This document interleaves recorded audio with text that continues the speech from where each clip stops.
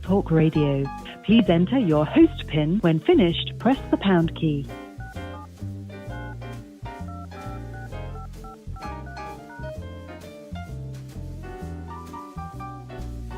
To start your show now, press 1.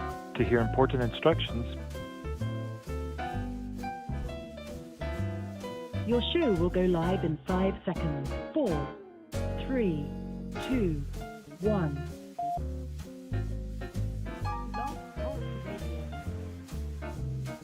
Nobody take no cornbread from me.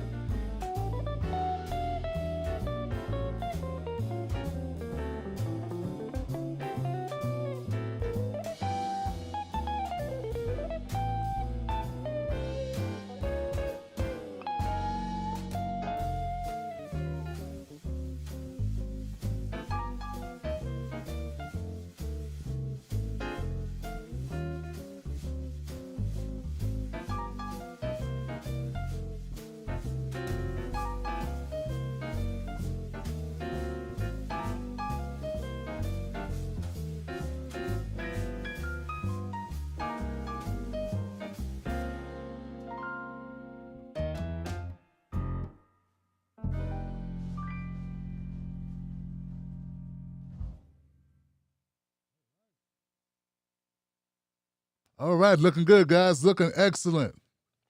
Wolfpack's in the house. Give it up. Yeah. Yeah, that's what's up. All right, looks like we're good to go, man. Look like all the systems are ready to go, but I want to make sure, so if you're on YouTube or if you're on Twitch, if you're on Facebook, let me know you're out there, guys. Give it up for you. Give it up for you. Yeah. So if you're new to the show, guys, tonight is Freedom Friday, so that means the phone lines are open. Phone lines are open, and you are on point. And, oh, wow, amazing. This is on point, guys. All right, guys, my name is Tim Black. Welcome to the Tim Black Show. All my Wolfpack members, you're in for a special treat. Ladies and gentlemen, we have a guest. We have a guest tonight. None other than S&T, Senator Nina Turner. Give it up, y'all. Hey, Nina, how you doing? Hey, Black, I'm good. How are you? I'm good. I'm good. There we go. Volume's up nice and loud. How are you feeling, Senator Nina Turner? I'm feeling fine, Tim Black. How are you tonight? I'm excellent. And we're doing a lot better now that we got you in the house. I tell you, that's what's up. That's what people wanted to see. So how's it going on the campaign trail? We're so surprised you called us because we know you're so busy. Yes, things are going very well out, among the people. Really happy to be doing so. I was just out in Akron tonight. The 11th Congressional District has portions of Greater Cleveland and also Greater Akron in the district, and had an opportunity to really start off the Juneteenth celebration tonight in Akron. And also, Black, I got a chance to go to a barber college, and they had a contest tonight. And so it was awesome to see. One was the beard, the taper. I mean, they had a cutoff, something like that. But it was really, really good. I just really enjoyed just being in the place tonight. And so tomorrow I will continue that. There are lots of celebrations going on in the greater Cleveland, greater Akron area. So I'm just really excited. Well, that's amazing. And when you talk about barbers, I remember fondly the times when I had hair, and I look back at those days. That's yeah, that's where people get together and really have these conversations. They talk politics and what's going on in their world, and that's definitely a hot spot, particularly in the Black community. The barbershop and the beauty shop, baby. You better know it. The councils are held in those two places. And, this one I really got to shout out because the students that are there, they are very much committed. It is a skill set that is needed, and just to see so much hope and ambition for the people that attend, and then also the leadership of that college. And it is a college, so they had a barber battle. That's what they called it. You hear me, Black, call it the cutoff so much, but the barber battle. And it's beyond expectations barber college. So if anybody's in the Akron area, please go and support the students that are there learning the trade, the craft, the skill of barbering. So impressed. And speaking of impressive, I was looking over some notes about your campaign. Things look like they're going pretty well. It looks like you recently had a pretty big fundraising day. Is that true? Oh, yeah. Thank you. Thank you to all. We have garnered donations and support from people all over this country, and including the District of Columbia. And here in my home district, or in my home state, 85% of the donations that we have received that come from Ohio come from my district. We raise money in every zip code in my district. But yes, yesterday was absolutely phenomenal, and people are still coming in. It's a beautiful thing to have such grassroots support for what I'm standing for, and the things that I want to continue to fight for. And those things, Black, you and I talk about them all the time, and it's Medicare for all, it's increasing the minimum wage, it's trying to alleviate the suffering of people in this country, is making sure that people the living wage is so vitally important because it impacts every other thing, and people work so hard. We should not have such a thing as working poor in the United States of America, but we do. And that, just because that's the reality today doesn't mean it has to be the reality tomorrow.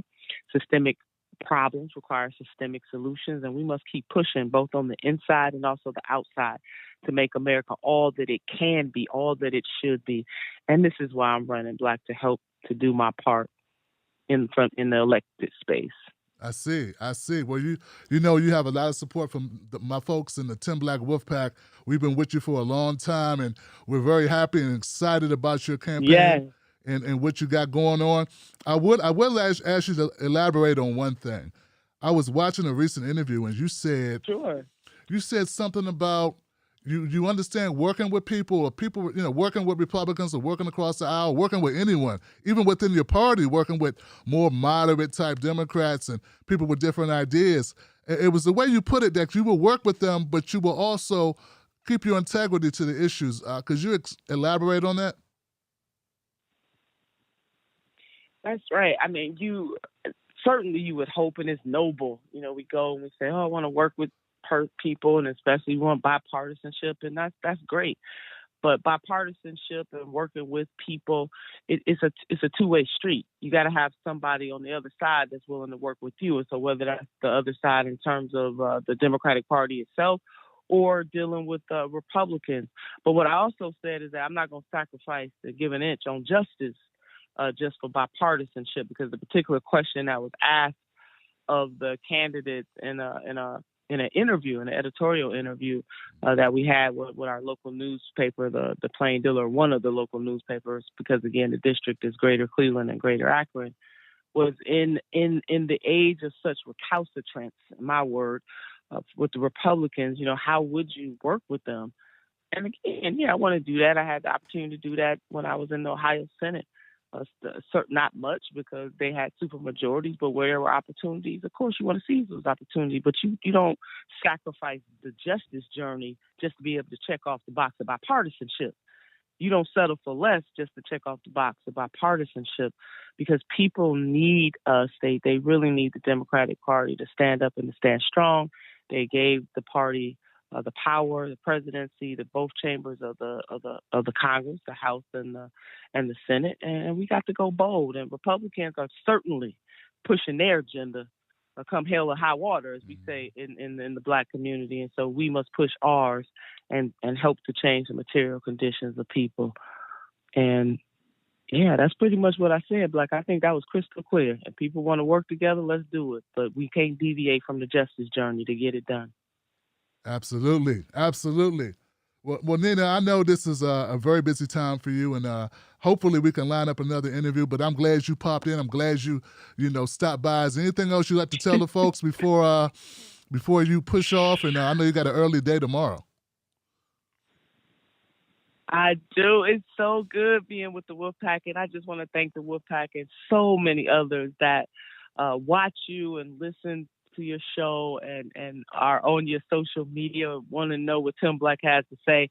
I just appreciate the opportunity to come and have these discussions about the future, about the president, about the future, because that's really what this is about. This is what my campaign is about. We are pushing forward and pushing forward strong, and we could not do the things that we're doing. I could not do the things that I am doing without the support of the grassroots. So I am here tonight on the Tim Black Show to say thank you so very much. We have early voting starts in the special election in Ohio 11th on July the 7th, less than 2 weeks away, and election day in the special primaries on August the 3rd. So we are pressing on to the hot prize, to the mark, And so anybody in this country, they can support. Just go to NinaTurner.com. That is NinaTurner.com. You can give your time, your talent, or your treasure.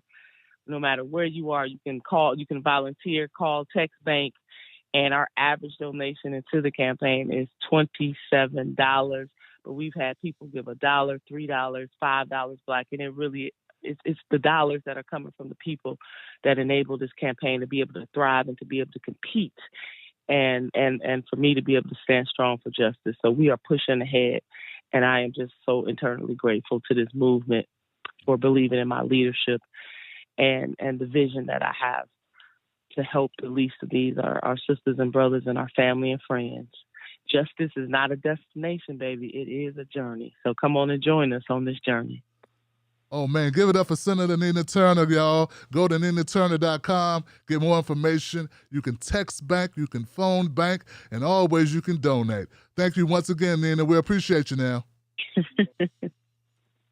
Thanks, Black. Take good care. Happy Father's Day. To all the fathers out there, I want to say a happy Father's Day. The fathers, the surrogate fathers, the people that stand in the ready for fathership. But just thank you for holding it down. Senator Nina Turner, y'all. Thank you. Good night, Nina. Good night. Amazing, folks. That's what I'm talking about. Now, look, that was brief, but remember, she's on the campaign trail. It's 11 o'clock. She got an early morning. The campaign's keeping her tight on schedule. I'm so glad she made time for us. And this was her idea to stop through and just show her appreciation and love to you guys, man. So all you Wolfpack members, all you Tim Black Johnsons, all the Johnsons, that's for you guys. This is for you right here. Okay? And hopefully within a week or so, I can have her back on to talk about other issues. But I was out yesterday because I got my second COVID-19 shot. Y'all know what it is. And the brother thought he was going to be ready to, bounce right back immediately. But, my body was, my heart was telling me yes, but my body was telling me no. No. So I had to take the day off. But you know what I do on Thursdays. Thursdays, I do what we call a special segment that gets us pumped up. It's called Getting Into Washington. So on today's Getting Into Washington, we just had an interview with Nina Turner herself, and she gave us some updates on the campaign. I'd like to point you to a couple things that happened this week that you may have missed. One of those things is this.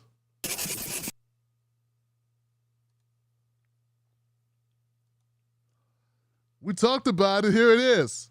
Marisa Nahum works on the campaign. I think she's like campaign conductor. She's a part of the campaign. She's major. She's amazing. Huge news, folks. This could be our best fundraising day record. We're so close and we got till midnight. Let's get it done. Yes. Now, back here. Now, some things inspire donations, like, a natural event. A bad thing that could happen, a natural catastrophe. People want to give because, they know people are in pain and they want to help out. Then sometimes good things happen, like a hero event. We covered the story of a young man who saved a whole family from a burning vehicle.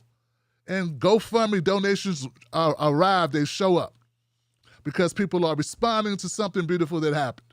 And they want to show their appreciation. Well, a such thing happened to the Nina Turner campaign recently. Hillary Clinton endorsed one of Nina's challengers. That spurred a number of donations. So I don't know whether to be upset about it or not because thank you, Hillary Clinton. Thank you. Way to go. Most of the Tim Black Wolf Pack, I'd say like 99.9% of the Tim Black Wolf Pack is supportive of Nina Turner and of my endorsement of Nina Turner and our coverage of Nina Turner. But for that 1% that was 0.1% that was holding out because they were on the fence, you should be off the fence now. Yeah, get off the fence. It's not a safe place to sit anyway. If you ever needed some type of confirmation that you're on the right side of history, just look who the competition's got on their side.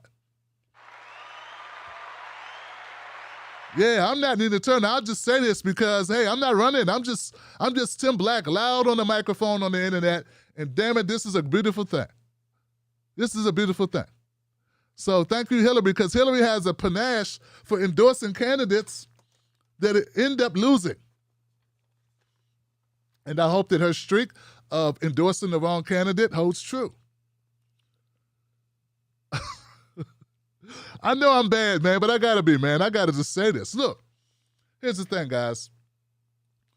Someone said this. I can't take credit for it. I don't know it verbatim, but someone made a comment on Twitter. They said, one thing that Democrats know how to do, certain Democrats, the elite Democrats, the so-called leaders of the party, they come out only when it's time to endorse a bad candidate or to stop a progressive one.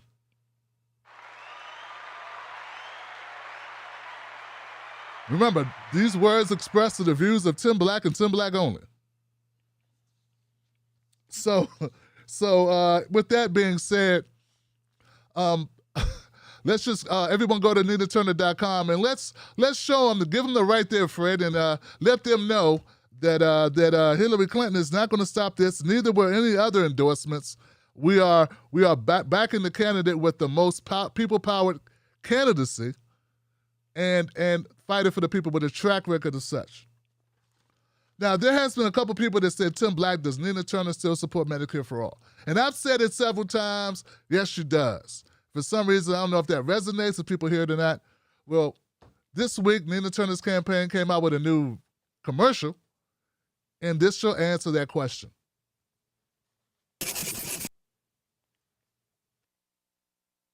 Something that continues to haunt me to this day is my mother dying at the young age of 42 years old. No insurance, no money in the bank.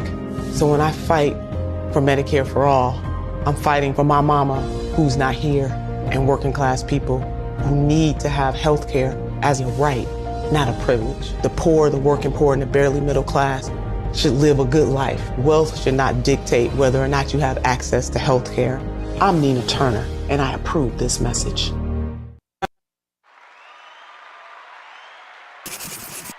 See what I'm saying? That pretty much clears it up. I mean, the first words out were Medicare for All. That in a story that is real from her life experience, her lived experience, very intimate about her mother dying at a very young age of 42 without health coverage. So hopefully that will answer questions for those people who are wondering how much she supports Medicare for All and is it a part of her campaign. Remember, with other questions about the campaign, which I respect totally, guys, go to NinaTurner.com and you'll find all her policy initiatives and know exactly what she supports. A couple great endorsements real quick, guys. Former Ohio Democratic Chair David Pepper supports Nina Turner. Also, Black elected officials of Summit County, a coalition of all Black elected officials of Summit County.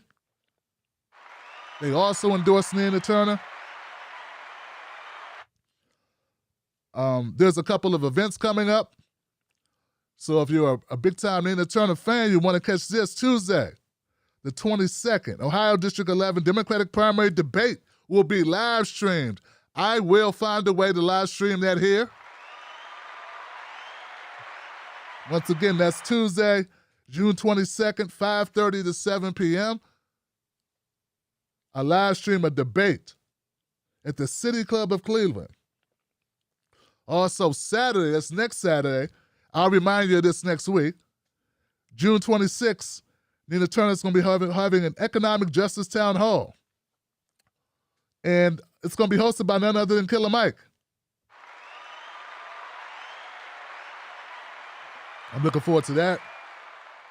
And that's actually going to be on the TYT network. Maybe we'll get a stream of that as well. Okay.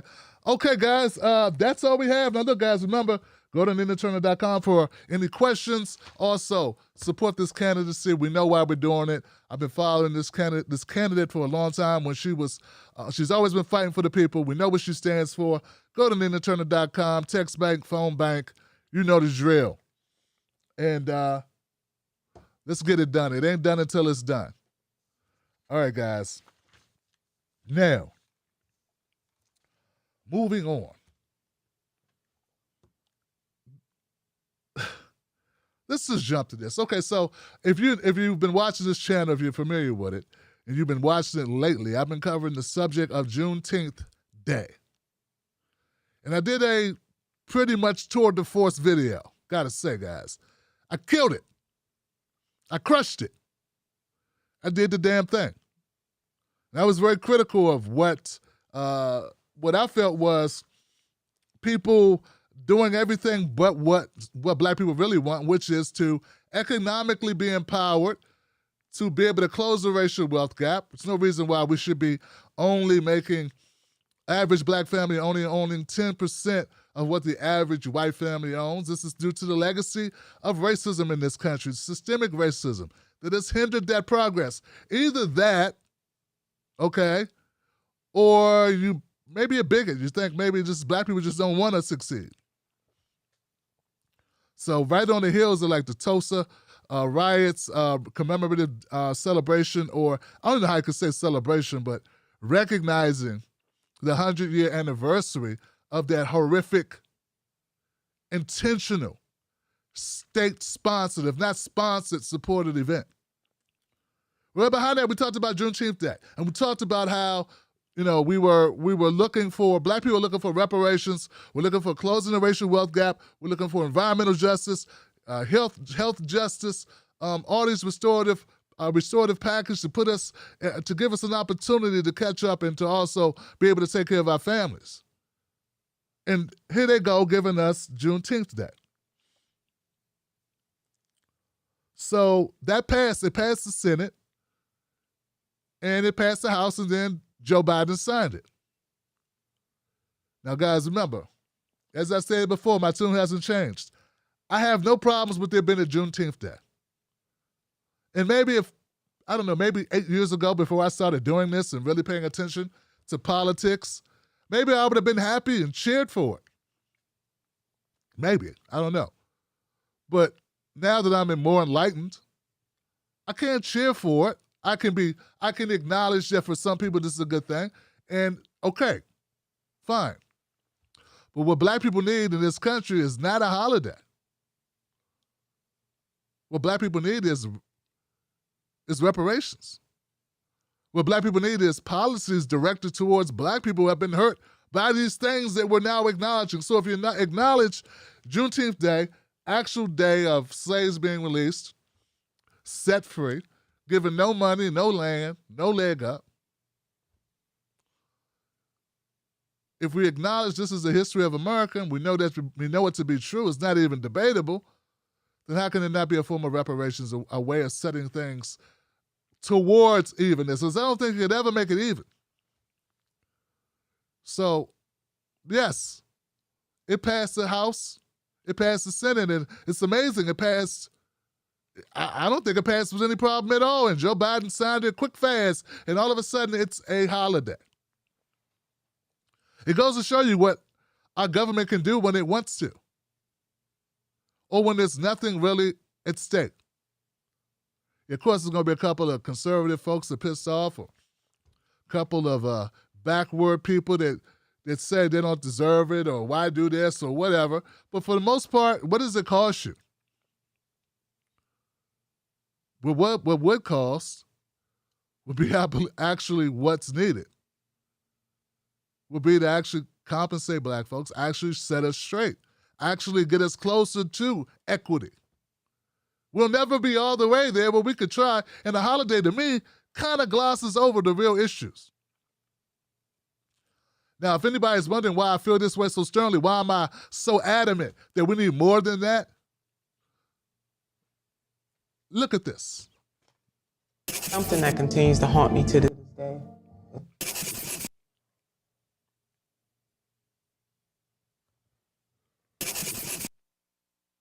Every voice and sing till earth and heaven ring with the harmonies of liberty. Let our rejoicing rise high as the listening skies. Lift every voice.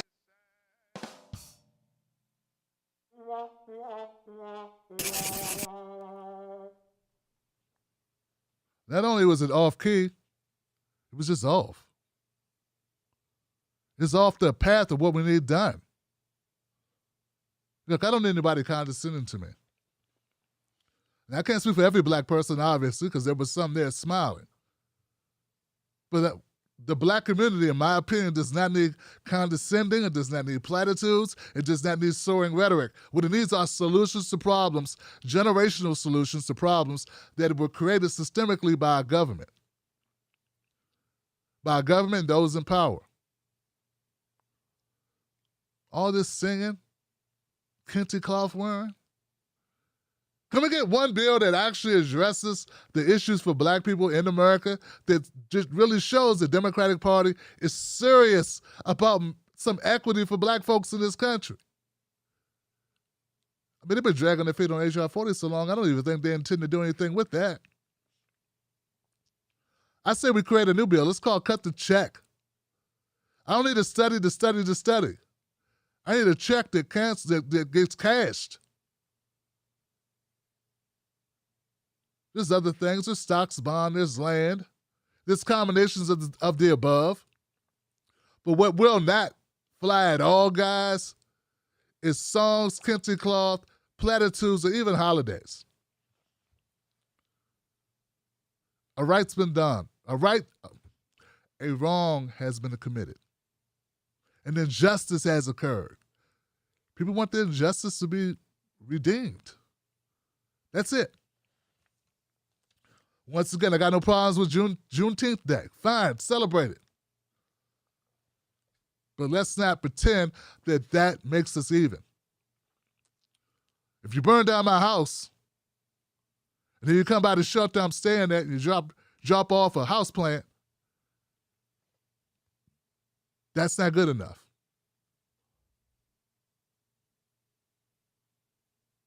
If you blow up my car, you stop by and give me an air freshener to hang on the windows, to hang on the dashboard, or the visor, the rear window. What is this shit? That's not good enough. I don't even have a car to put the deodorizer tree on. What good is that? Why does it feel like that's what the Democratic Party does? Now, they make more of an effort than the Republican Party, but it is that, just an effort.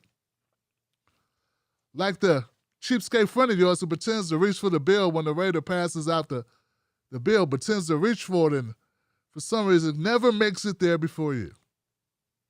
That's how they come across, guys.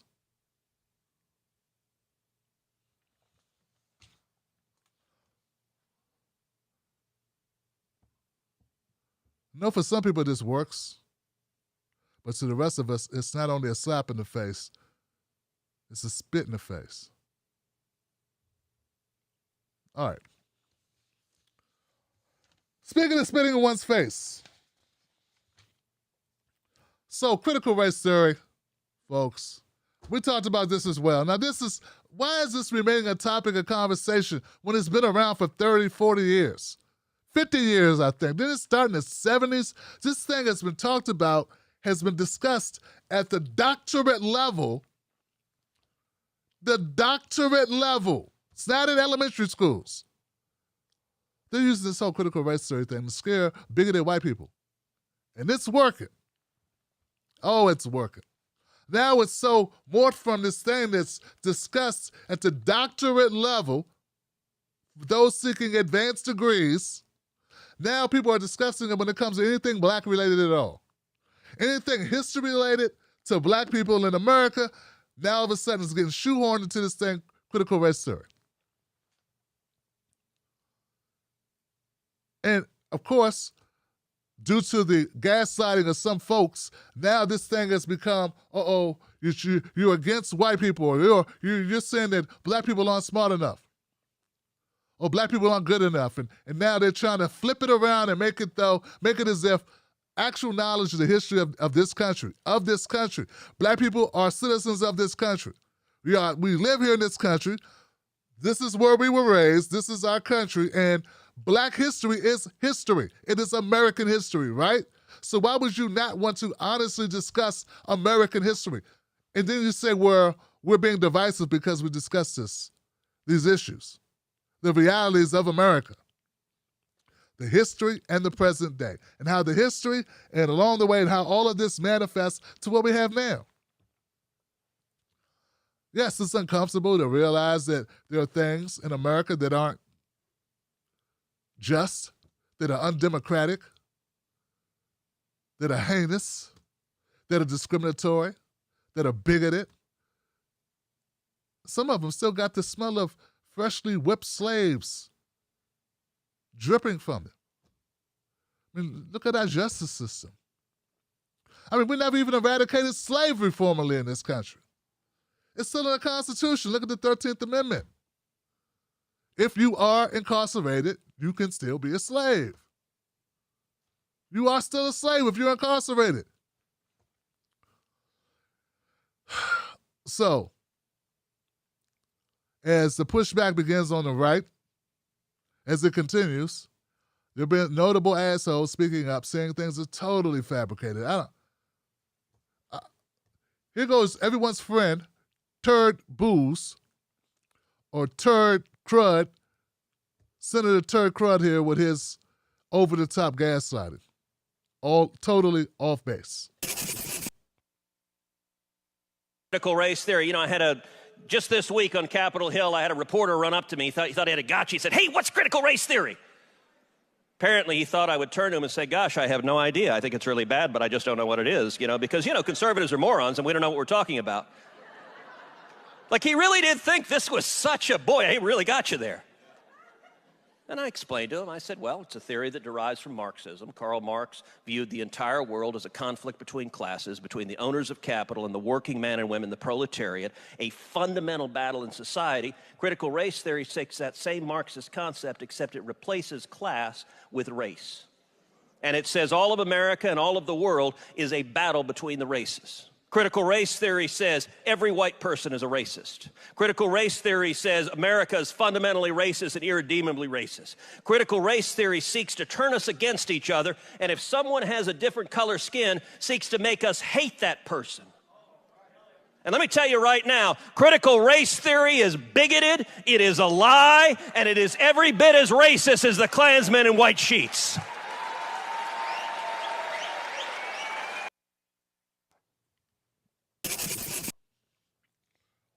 You know, it's amazing what some people will do to try to obfuscate reality. It's amazing what some people do when they try to distract from the actual thing they don't want you to pay attention to. So let me get this right, Ted Booz. According to you, critical race theory is racist as KKK. That true? I don't know. Here goes a crazy question. We know the KKK lynched black people, and they still legally operate within this country. How many lynchings has critical race theory? This is a stupid-ass question. I can't even get through it. I mean, I got a valid point, but it's so stupid to compare a theory to actual Klansmen. I don't get it. How could that even be? When were white people enslaved? In America. By black people. I don't even know what the fuck you're talking about. This makes no sense, guys. But you hear a whole crowd of people clapping. Because they heard the word race, and they see a white guy, and they go, black people are scary. That's because your guilt kicks in. See, critical race theory is not about individuals. This is about systems. It's about systemic. We say it over and over again, many, many times. I don't know how many other ways to put it. When we talk about systemic racism, we're not talking about individuals. We're talking about a system. We're not talking about your racist grandma losing it at Thanksgiving, saying the N-word at the dinner table. Okay, we're talking about systems that are in place. Systems that, for instance, our policing system, that black people are 4 times more likely to be pulled over just for traffic stops. Systems. It's also baffling to hear Ted Booz talk about a theory that somehow seeks to turn us against one another. In the battle between the races. I don't think there's any battle between the races. Look, if this is a battle between black and white people in America, we already know who the oppressor is. I mean, come on, guys. I mean, unless you're talking about the football field or the basketball court, let's keep it real.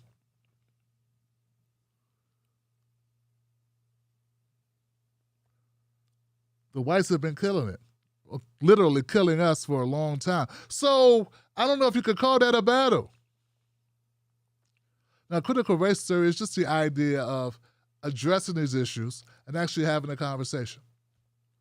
Now, as much as I can't stand Ted Booz,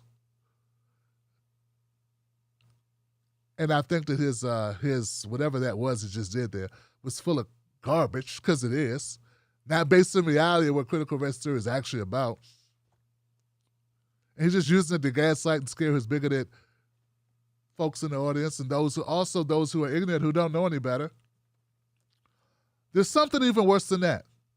And that's something worse than that of black folks chiming in, totally working against any type of advancement on this issue, who, whether intentionally or unintentionally, are so ignorant to the reality that they totally work against progress. Case in point.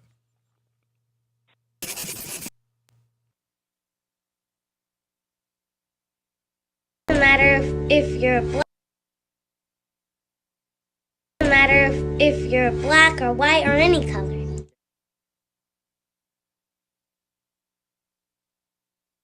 Daddy teaches you can be anything. Doesn't matter if you're black or white or any color.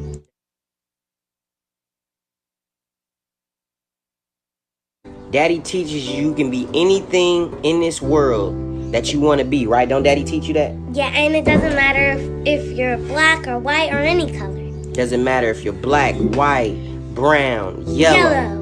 Right? Black. And how we treat people is based on who they are and not what color they are. And if they're nice and smart. See, this is how children think right here. Critical race theory wants to end that. Not with my children. It's not gonna happen. My baby's gonna know that no matter what she wants to be in life, all she has to do is work hard, and she can become that. Work hard, even though you don't know anyone. You can make friends. Yeah, you can make friends.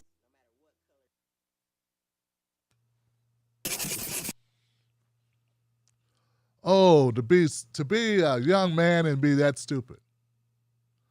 See, the hardest part about this is your child is so beautiful and so young and so innocent, but your dad doesn't get that type of a pass from me. Now, Dad's old enough to have kids. He's old enough to crack a damn book, guy. Crack a book. You know, there are black people who sacrifice their lives so that you could sit your ass up on this screen right now. Do you know all the work we had to do to get to this point?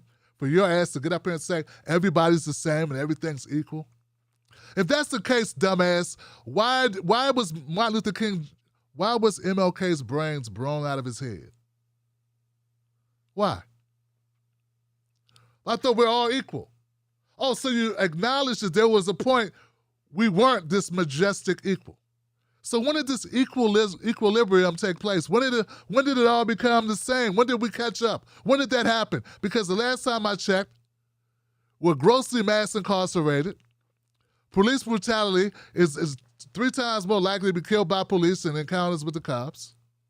50% of the time, if they did studies where they looked at employers, they sent out 5,000 resumes, and the only thing they changed was the name. And one had a white-sounding name, the other had a black-sounding name. Everything else was the same. And the black-sounding name got called back 50% times less than the white-sounding name. So this fallacy, this nonsense, see what the problem is, people think that they're being bad people, or they're being mean, or they're focusing on the negative, when they focus on the realities of this country. Young man, you're not focusing on the negative to accept reality and say, let's deal with it. Let's make this better. See, that's the best way to go. To point out that, hey, there's racism in this country based on the numbers, based on the facts, does not make you a bad parent or negative parent. Nor does it mean your child can't succeed. What it means is you recognize we have so much further to go. And for your child to actually, not just theoretically in your mind, when you stick your fingers in your ears and close your eyes and go, everything's okay, everything's okay, everything's even. Besides that, I'm talking about so it actually is more even, we have to acknowledge the things that we need to work on. It doesn't mean you're peeing on the parade, bro. It means you recognize and you're smart enough to know that our home appraisals should be just as valued as white home appraisals. You know when we go looking for homes, they show us less homes. Something as innocuous as looking for a home. They don't even show us certain homes in certain areas. How can you? Because they want to keep you out of certain areas. In the 90s, I fought against redlining. I was a community organizer and activist. Banks were strategically, systemically stopping black folks like your parents from moving in the neighborhoods they didn't want you in by not giving you a loan. Now, all the positive connotations, positive affirmations that you say in the mirror in the morning or that you teach your child will not make the loan lender, do a better job of treat them respectfully as equally as white folks. All your positive affirmations won't change that. What will change that is people like Tim Black fighting for your punk ass while you sit up there and spit platitudes. Do I expect you to tell your daughter these things? I don't know, that's debatable. She looks very young. But I expect you to fucking know them, dude. You're a grown man raising children in a country where your life expectancy, sir, your fucking life expectancy is lower than a white man's. Why in this country? Why is it when black people are in pain, the doctors aren't recognizing that? They think you're lying. Why is that? Because you're black, dumbass.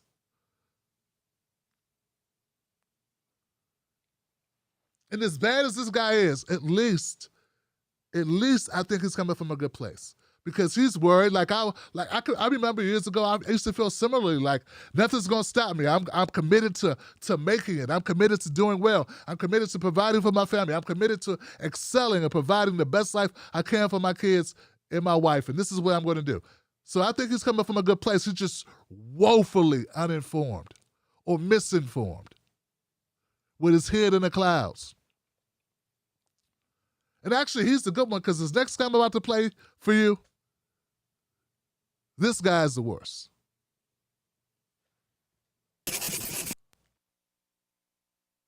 No matter if you're When you talk about critical race theory, which is pretty much going to be teaching kids how to hate each other, how to dislike each other, that's pretty much what it's going to, that's pretty much, I don't care what you say, it's pretty much what it's going to all come down to. You're going to deliberately teach kids, this white kid right here got it better than you because he white? You're going to purposely tell a white kid, oh, the black people are all down and suppressed. How do I have 2 medical degrees if I'm sitting here oppressed? How did I get, first of all, time up, because I only got 5 minutes now, 5 minutes. 2 medical degrees. No mom, no dad in the house. Worked my way through college. Sat there and hustled my butt off to get through college. You gonna tell me somebody that looked like all y'all white folks kept me from doing that?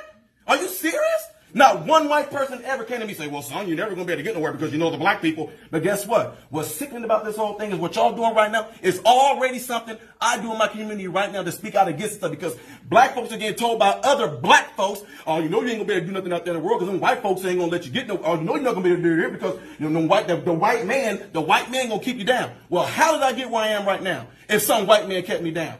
How am I now directing over folks that look just like you guys in this room right now? How? What kept me down? What oppressed me? I worked for myself from off the streets to where I am right now. You gonna sit here and tell me this lie of critical race theory? Of this the reason why black folks can't get ahead because of white folks? Are you kidding me?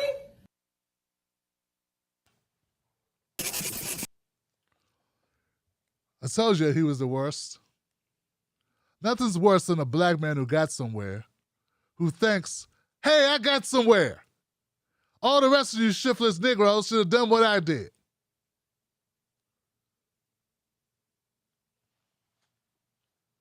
Nothing worse, man. Nothing worse than a black man who ended up being successful to some degree.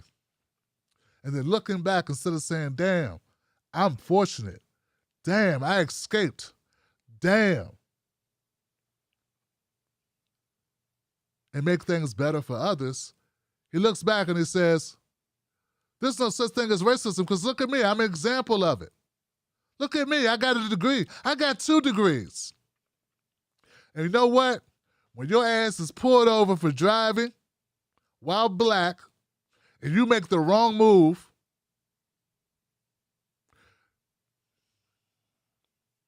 I'm not wishing that on you, but there's nothing worse than a condescending, high-stepping, looking down his nose, and you don't sound articulate like you really are. You sure you got 2 degrees? You sure? Raving and spitting and getting all emotional, acting like you're using your shit.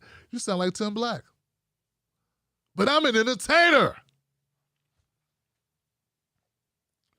Yeah. This type of talk, these types of black folks, they make things harder. They really do. They're more damaging than white folks who are bigoted. Way more damaging because you're the one they point to. They go, see, he said, what does he know? I mean, I could run you off stats of unemployment rate, disproportionate unemployment. We could look at life expectancy, infant mortality. We can look at maternal mortality rates. We can look at all these numbers, and I could give them to you. And of course, some of these people would say, there's other contributing factors, which I'm sure that's what he would do. He would say it's all a person's point of view. It's all about attitude. He said black people no black people have the right attitude except for him. Of course, there are going to be some people that are successful. But as long as you don't have the ability to hire yourself, as long as you're not the one running the company, and even when you do run the company, take it from somebody who owns a business. That's not everything, because you still have to deal with the marketplace.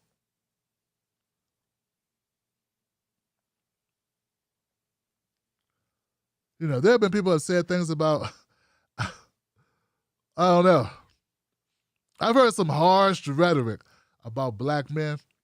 This black man does not speak for all black men. And I'm not saying we tell a person don't work. Of course, work. Of course, do your part. Of course. But meanwhile, while we're working, we should be working to knock down the obstacles. We should be working for better schools. What about black kids with horrible school systems? What about black kids who live in over-policed environments? What about 3 strikes law that took dads out of homes? What about the kids that were raised in those homes? I'm not saying you can't achieve, outside of it, but not everybody can. Not everybody is you. Not everyone is you. But there's a reason why there are black men with 2 degrees like you who make about as much as a white high school graduate or have the same amount of wealth as a white high school graduate. Because, as you stated, you didn't have parents, right? I wonder where they were. And I wonder why they were where they were. Just saying, Joe. Just saying, buddy. These are all things that we should consider when you're standing up in front of a room of white people telling them that you're one of the good ones. And all the rest of these people that couldn't do it is their own fault because they didn't work as hard as you. I'm not saying you didn't work hard. I don't know what you did or didn't do.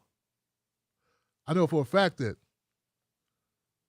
there's a price to pay for talking and advocating for black people. I know that shit. I'm living it right now. I wonder how much of that you've done and who you've done it to. See, telling black people that all their problems are their own causing, there's a lane for that. That's a pretty lucrative lane. It's not based in reality, though.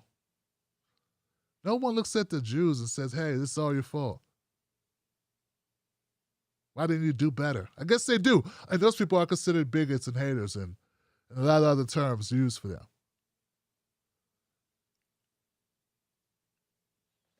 I'm going to move on, guys. Critical race theory, it's a thing that's been around for a long time. It's only getting wings now because we have some disgruntled Trumpians. This is just my thought. This is my theory on it. We got some disgruntled Trumpians who were led by the nose, around the nose by Trump. And now they no longer have him. It's something racing Joe Biden. I don't know. They try to make Joe Biden a leftist or a Marxist. Joe Biden is a corporatist, but they don't know what to call him. Just the thing they hate, and then they assign it to the people they hate. Just give them these labels. But critical race theory, what they're adding to critical race theory is anything discussing race. Well, that is not what it is. All right, let's leave it there, guys. What a night. What a night. Well, the phone lines are open. I wish I had something fun. Oh, man, I wish I had something fun to share with you guys. I'm serious, because this is such a despicable downer mofo, you know?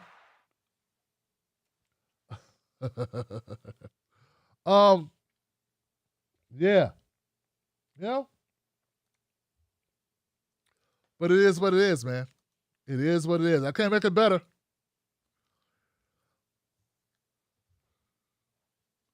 Gosh, there was a title of an article someone made about black guys, and sometimes I look at black folks. I look at black men from my own lens. You know what I'm saying? But it exists in our black community, man. Some people just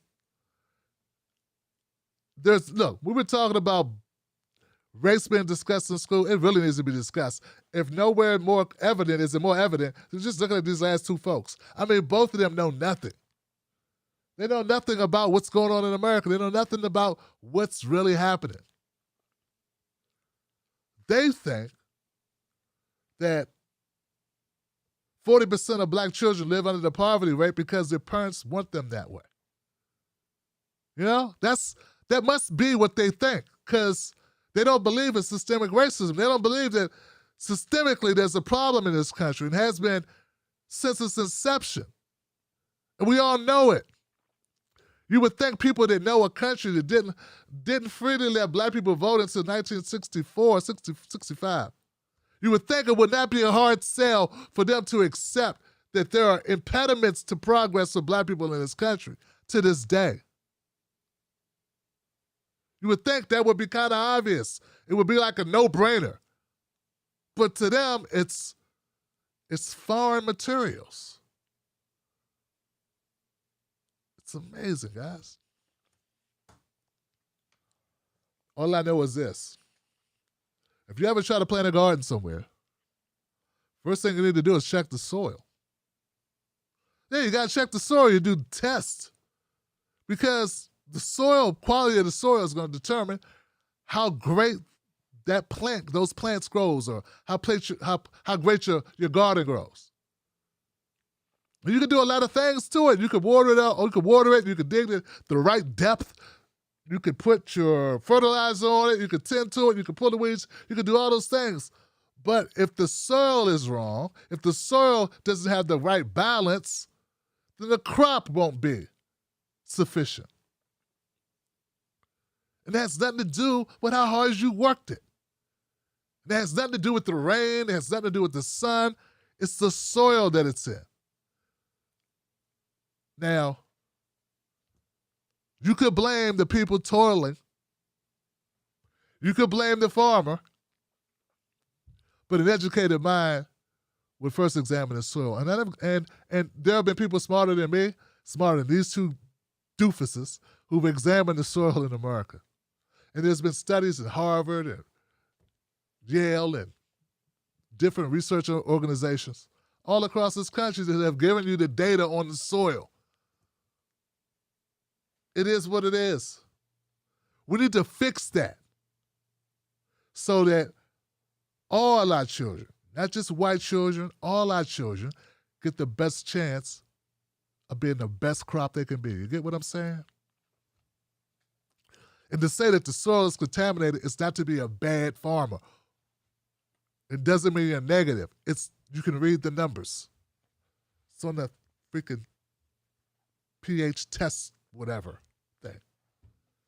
Doesn't mean you hate. It means you can read, asshole.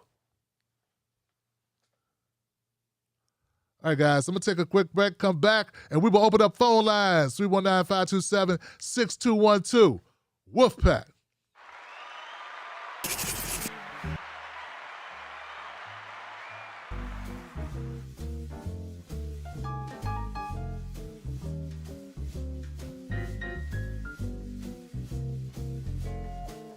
Let me ask you something. Do they know us? When I say they, I mean the talking heads on cable news. Do they know you? I mean, they talk about the world as if it's a sport. They play political games, report on our pain, rack our brain to feed the stock exchange, but do they know us? Do they know what we care about? Nope. They're too far away. They can't see us. They can't feel us. They can't relate to us. See, when you want to know what's going on in your world, trust someone who lives in your world. Subscribe.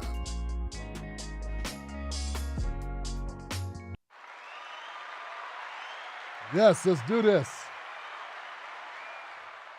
Get this headphone going, guys. All right, guys, we're going to the queue now.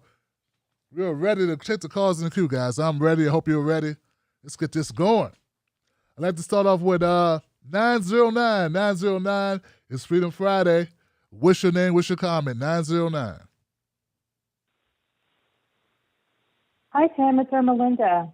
Irma I Linda. haven't called in a long time. Can you hear me? Yeah, I hear you. How you doing, Irma Linda? How you doing, sis? I hope you...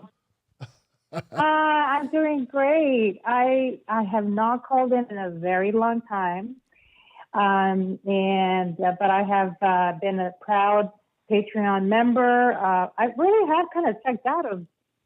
Let's just say I've really checked out of social media. Just working behind the scenes in the within the county party, just to try to make change with the progressive arm of the party down to the course. Anyway. I just wanted to let you know that I have not been active, but when I heard about the endorsement, the Clinton endorsement, the other day, I immediately said, I need to donate to Nina Turner. I was so motivated to do that. I donated $100, and I knew this was going to happen. I knew that Clinton's publicly endorsing her opponent or one of the challengers. I knew this was going to happen. I mean, it was just a beautiful thing to see, and so I'm just very excited for Ms. Turner. And one thing that I never told you is I actually drove Nina around during the Sanders rally in Los Angeles. I was one of the volunteer drivers. I got a chance to meet her in person. I have pictures with her. Oh my gosh, down to earth. A beautiful person, inside and out, and I am so excited.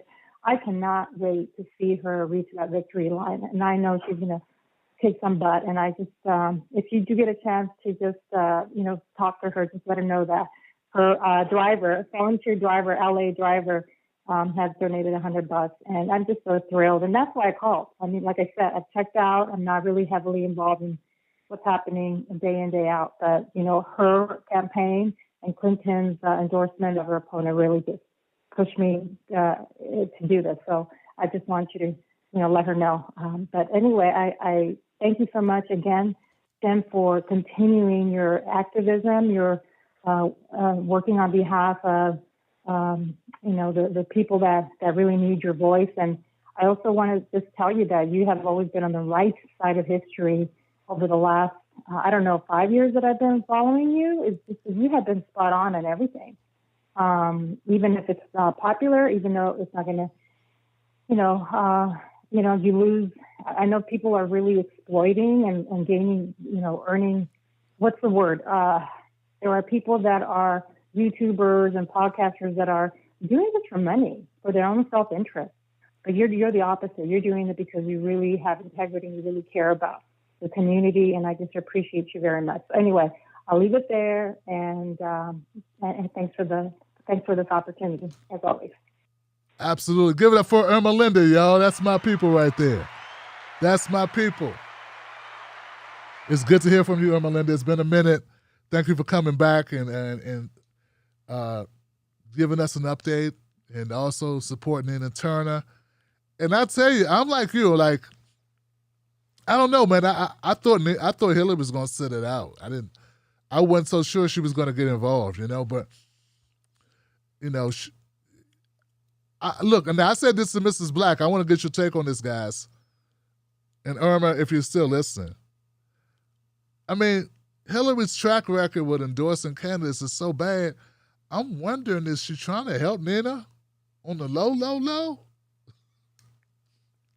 I mean, that's really you know what I'm saying? Maybe this is a reverse thing that's happening here, you know what I'm saying? Because she has to know.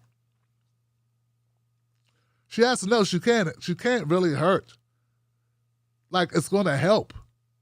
I mean, there are people that were on the fence because they're so turned off by politics. But when Hillary shows up, it's oh, that's the bad guy.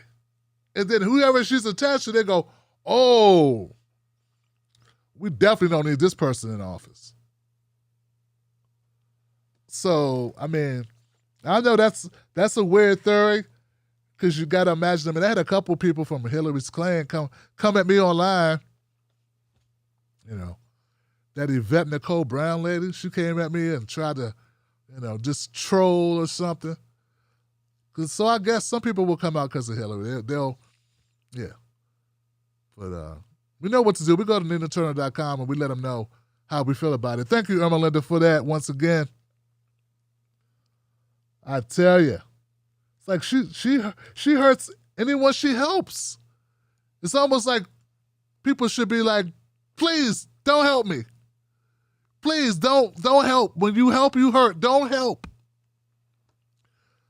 It's like someone's hands are made of rose bushes. They're reaching out to help you. You're slipping and falling. I'll help you. No, don't help. The ground will be better. I'll get up off the ground. I don't need you.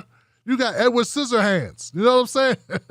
It's like Edward Scissorhands trying to help you balance on the ice. No, I'm good. Don't. Oh. Thanks a lot. Thanks. Because Edward Scissorhands was, I'm moving on, guys. 702. You're live Freedom Friday. What's your name? What's your comment? I'm 702. Is that me? That is you. How are you? Hi, it's Marcy Armstrong from Henderson. Marcy, what's on your mind? Marcy, welcome. Second time calling. The last time was last year when I was the national delegate for Bernie. I've been following you for 5 years, Tim, and sometimes at the end of the day, tuning into your show just is what I need, and I just appreciate everything you do and speaking truth to power. Thank you, Marcy. Thank you so much, sister. We have to know the truth, and we're not. Okay. Anyway, that's all I had to say, and thanks again for everything you do. Oh, man, Marcy, thank you, sister. I appreciate that. Look at that. Marcy just called up to give me some love, man, on a Friday. Well, thank you, Marcy. I appreciate you, and it's a labor of love, I want to give my credit for that, though. I'm going to give that to Mrs. Black because that's my partner. That's my partner right there, and when I remember there was so many years, man. There was several years there. I was like, she had to get used to her husband leaving a very stable position, a stable job, but this is what I wanted to do. And I was like, just, just as long as we can make the rent, and every dollar I just gave it and said, hey, this is what I have. Please take it. And I'll just drink water and I'll just go down and do another show. And I'll just keep working on it. And ironically enough, guys, this is what's so amazing, and I still have so much further to go. And sometimes I look and I go, wow, Warnai is, I want the Wolfpack to be at this level. And we have great guests on. I think we do good work. I think we do good work. We got the Freedom Friday show.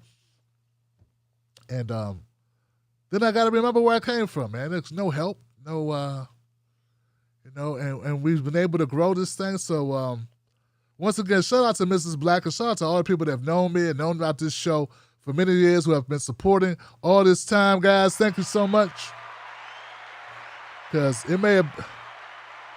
it's my baby, but without you, I don't think it would have been growing. It would be at this point. I don't think I could do it alone. So, I'm going to go to the next call. 352, you're live. Freedom Friday. What's your name? What's your comment? Hey, Tim. Can you hear me all right? Yeah, who's this? Tim? It's Gary down in Gainesville. Okay, Gary. What's up, brother? What's going on? How you doing, my friend?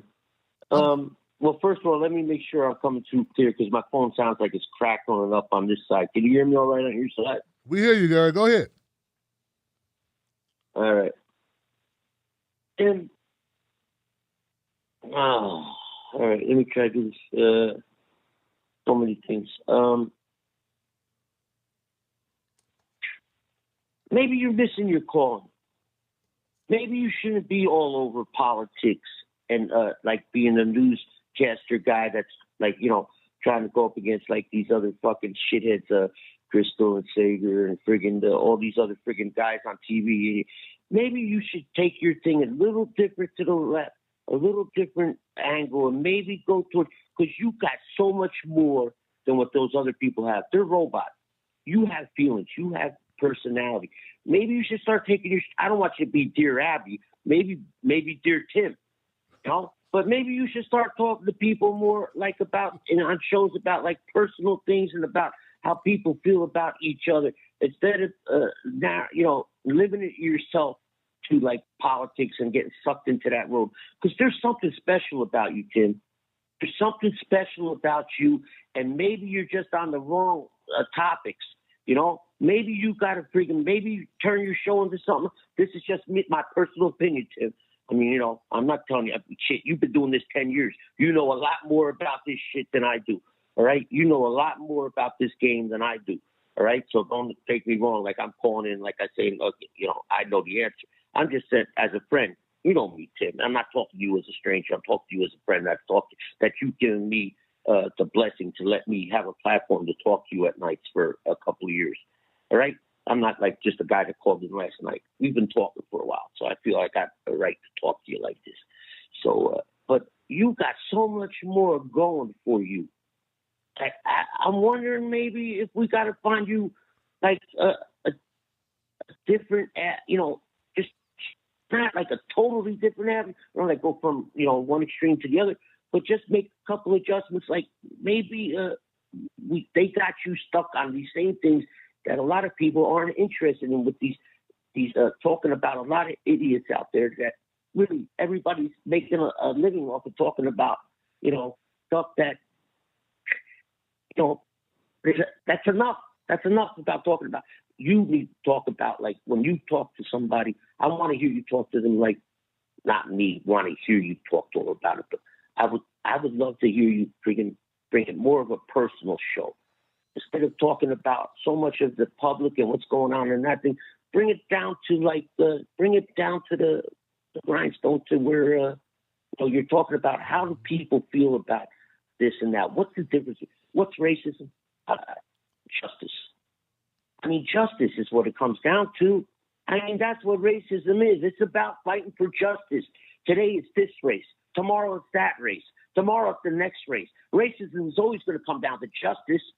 So it's about justice.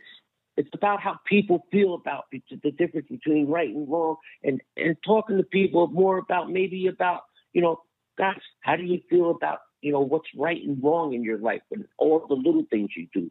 Forget about all these big things that we start, because it's too easy to get sucked into talking about politics and talking about people that live in worlds that we have no clue about. I mean, I don't even know what it's like to live in a world where you get up in the morning, the guy picks you up in a limousine and takes you to the airport and you get on a Learjet. Are you kidding me? There's people out there that are living those kind of lives. Yeah. They get in a limousine, they go to an airport, they get on a Learjet, and then they talk to people like they know what the hell they feel.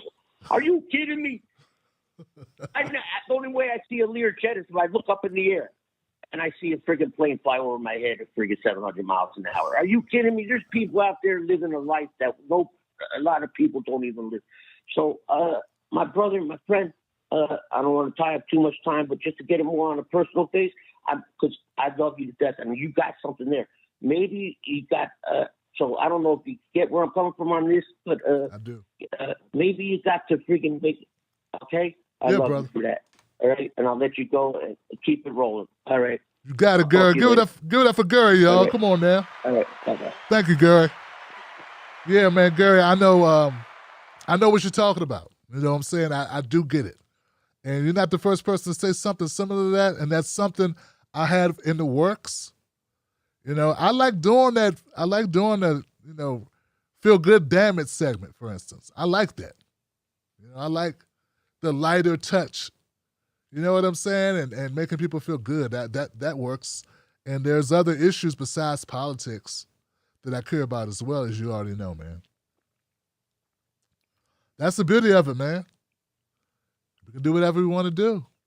Come up with different segments, open up different channels, open up a new channel and make it about something different. And that way people won't be confused when they come back. There are different things me and Mrs. Black were talking about that we could do. But, we even talked about doing something together, her and I doing a show together.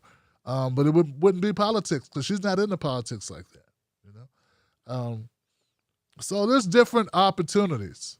It's just like, starting a new channel would be what we would need to do, and for these different ideas, because people still want their politics, and I don't want everything all on this channel.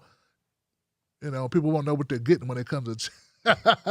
But thank you, Gary, for the kind words, my brother. I appreciate it. Yeah. 503, you're live. What's your name? What's your comment?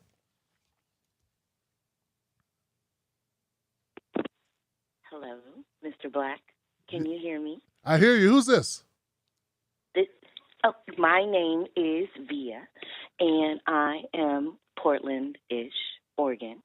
And you guys know me as Black Magic. How you doing, Johnson? Black Magic. What's up, sister? How you doing? Yes, I'm just calling to give you some freedom love on Freedom Day and Freedom Friday. I mean, we just got the trifecta now that it's a holiday and all. You know, we've been doing it on our own, and now we can't have nothing. You got these Boule Negroes up here singing the Black National Anthem as if they doing something. OMG. I'm just, I'm beside myself. I'm beside myself. I'm beside myself. Because we can't have nothing. This was us. This was our thing. Now it's for everybody. And I swear to God, like this time next year, if I see any black person working and serving any white person on this day, I just might do something that's just inappropriate, Johnson. I just might do something that's highly inappropriate. So I was on another show. I'm not going to get on your show and say, well, where it was, because I want to show love. But she came up with a good idea, and I just want everybody to know that on Juneteenth, I suggest white people give their nearest black person, token black person adjacent, a present. I would like to say that the monetary value should start at $25 and up. But, I think we should just get random gifts by random white people. We should just walk down the street on Juneteenth and somebody come up to you and just be like, here. And they'll be like, oh, it's my Juneteenth gift. And then we all we all go to the cookout and open up our gifts. I think that's exactly what we should do. Well, you but know that's what? Just me. Okay, Black Magic, that's on. such a great idea. Go ahead and shout out. Sir. Go ahead and shout out the person that you got that from, because that's their idea. Okay, well, I listened to Kim Brown. Hey, Kim, keep it. Burn it down with Kim Brown. She's on the YouTube. But we love you too. A lot of the people that rock over there with her are like Miss Courtney. Hey, and Nate. Hey, see, I'm doing the body roll. Nate, you see, I'm doing the body roll. You can't see it, but you do the body roll in the chair because she's like, when I put body roll by her name, she's like, what? Okay, and so. May the Lord open, y'all, the ones in the chat know what I'm talking about.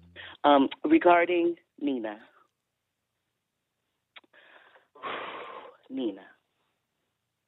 You see, Bernie broke my heart not once but twice, and a girl don't give anybody a second time to break her heart. You understand? And I get it. The first time, it wasn't really Bernie that broke my heart. It was how DNC did Bernie that broke my heart. And I think that's where I'm at. That's how come I kept giving Bernie my heart, because it was not him per se. It was literally the DNC. Like the first time I saw the machine in action, I was like, am I really watching what I'm watching? So when he ran again and I saw it again, I was like, wow, this is a thing. So my hesitation with Nina isn't Nina. Please understand. It's that machine. But since we saw a little bit of the machine come out with Lil Hillary and that didn't work, I'm thinking the machine might be losing gas, and I'm hoping that's the case. But you see, we still got a big problem with 44. Okay, you see, I use numbers because people get emotional when you start tying last names to POTUS. So, 44, he came out and made NBA quiet. For some reason, he's the white whisperer. Like when he come out, white people be like, oh, black people be like, go away. But white people be like, oh, like the clouds part and everything. And I don't understand any of that. But you see, I don't want, 44 and the white whisperer coming out around Nina. So I'm contributing because I believe in her. I do. But the DNC, ooh, she messy. Ooh, she a little messy. And I'm just hoping that she doesn't get absorbed, the way kind of Bernie did. Like Bernie's like, well, I got my committee appointment, so y'all on your own. And I'm just, I'm hoping that doesn't happen with Nina. I'm praying, Tim. So I'm going to let you have my heart for her. You know what I'm saying? I'm going to give you that part of me to give to her because I can't do it. I can't do it again. I got vested. Like, girl went to rallies. Girl don't go to rallies. I went to Bernie rallies. I got Bernie signs. A girl don't be having Bernie signs. What you talking about? Like, Bernie signs not once but twice. Still got Bernie bumper stickers. Not on the car, though, because it's the car. But still got the bumper stickers. But, you know, I don't know. Yeah. I just don't know. So, critical race theory, my last part is how we going to have Freedom Day and y'all don't even know what the hell it's about? How does that work? How's that work, Johnson? How's that work when, remember, you know, we had VP come up and tell us with 46 that, you know, this isn't a racist country.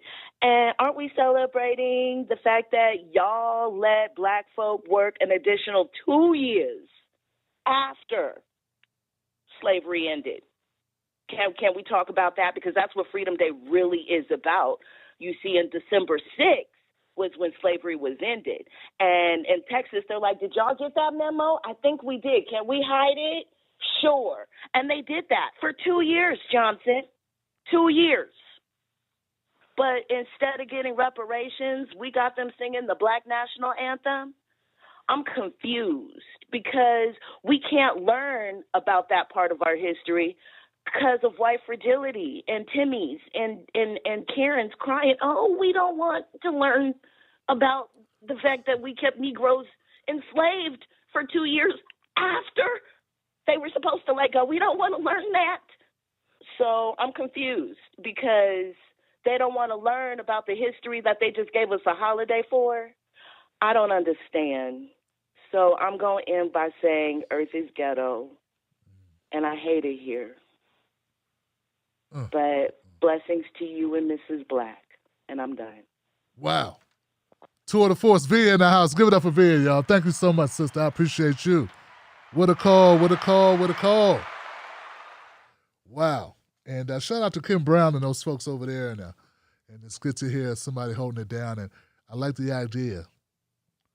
And something that I like, I did a video, a long-form video on critical race theory. And why it was important, I broke down a lot of points that I think people should check out. So please go to my channel and find that video. But I want to say this because there's one point that I made in that video, the initial video. And I think it's worth repeating, guys. One of the reasons why it's so important for us to know this uncomfortable history and present is because without it, people are ignorant, and that makes their actions not be in line with reality today. Two things happen. One is white kids don't understand what the big deal is. Because they look around, they see LeBron, they see Michael Jordan, they see John Legend, they see, I don't know who, whatever. You know, they see great actresses, great actors, directors. They see Ava DuVernay. They see Power. They see all these things going on, right? And they don't like, what's the big deal? What's the problem? Because they don't know the history. They don't know sitting on the back of the bus. They don't know lynchings. They don't know black migration. Hell, they don't even know that Black Wall Street was burnt down and destroyed through Tulsa. No one talked about the fact that we built it back up, and then they stole it from us again. And it went away because of, once they desegregated, white folks pulled black businesses, and black people started going to white businesses and stopped shopping at the black businesses, and all the colorism came in because of the mental problem, the mental job that was done on us through slavery and through Jim Crow. Just wanted to kind of melt into society because we were getting we were suffering so much. It was like people wanted to melt into society, which is what also destroyed the newly rebuilt Black Wall Street. But the other thing besides that is black kids don't understand why they are not succeeding. They start thinking it's them, and they think it's their neighbors, and they think it's something wrong with us innately when they don't understand what systemic racism is. They don't understand the bad hiring practices. By keeping that from black kids, you lower their self-esteem. They can get an inferiority complex, not understanding why their numbers are lower. Why they're not getting accepted.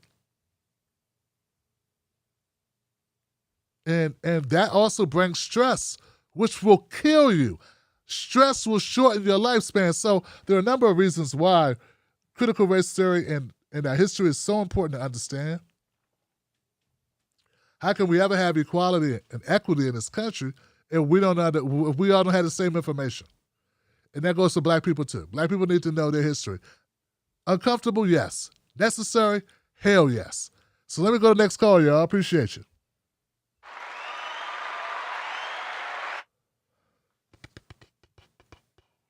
I got a 11111 now, but I'm gonna take a flyer on this and see how it goes. 111, how you doing?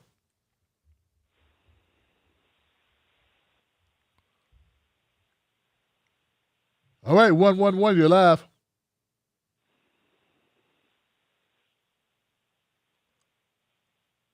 Okay.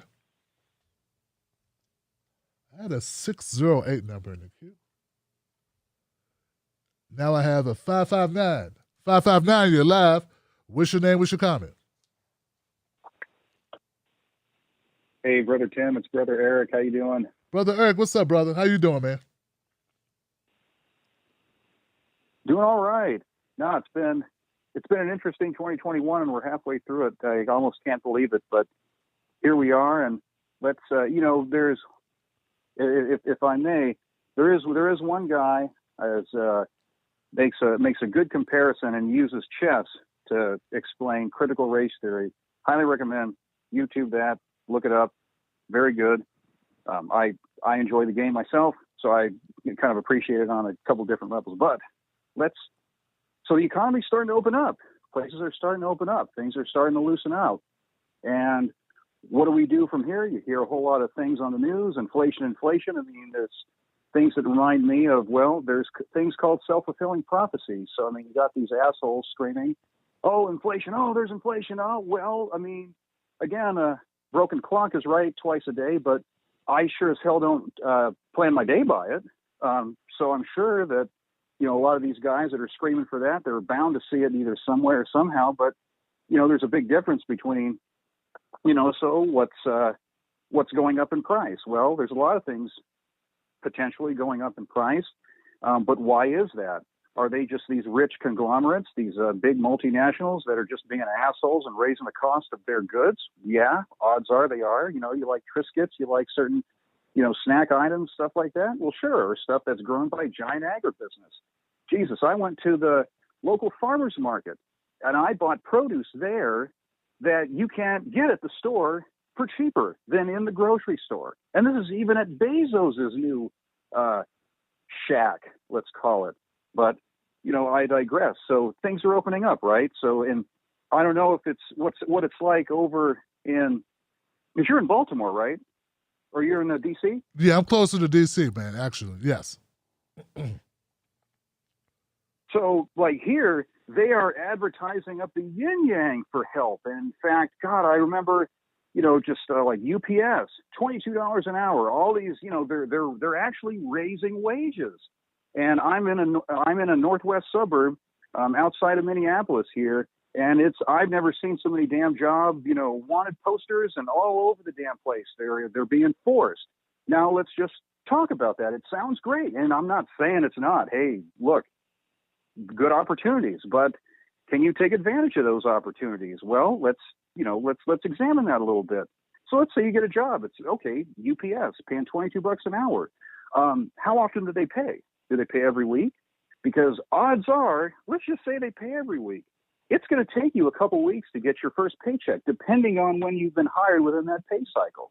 Do you have enough money to get from the day you start to the day you get your first paycheck? That's a lot of uncertainty. And it's like we talked about before. We know let's just, for the sake of argument, oh yeah, because you hear all this extended unemployment benefits. Oh, that's why people don't want to go to work. Yeah, they're lazy. Well, the other people who are lazy is investors. They sit on their ass every single day and don't have to work, lift a finger, and those some bitches get money for nothing. They have no skin in the game, and I'm sure you've heard that term batted around. People don't know what the hell that means. They think, well, just because I invested X amount of money. I mean, that means like, no, you don't. If you're not sitting on the tractor, if you're not passing out burgers yourself at your establishment, you have no skin in the game. Skin in the game means that you have the negative along with the positive. Just the summarized version of that. But let's go back to the job. How are you getting there? And it goes into, well, can you afford to even get there? Do you have a car? Where are you living? If you want to live close by, at least where in the high rent district that I'm in, apparently, it's going to cost you about $1,400 a month. And this is in a northwest suburb. Yikes. It kind of limits certain things. And again, if you don't have reliable transportation, and if that transportation is not available when you need it, because then depending on when you have to either go to work, then, that's another thing. It goes into what we were talking about.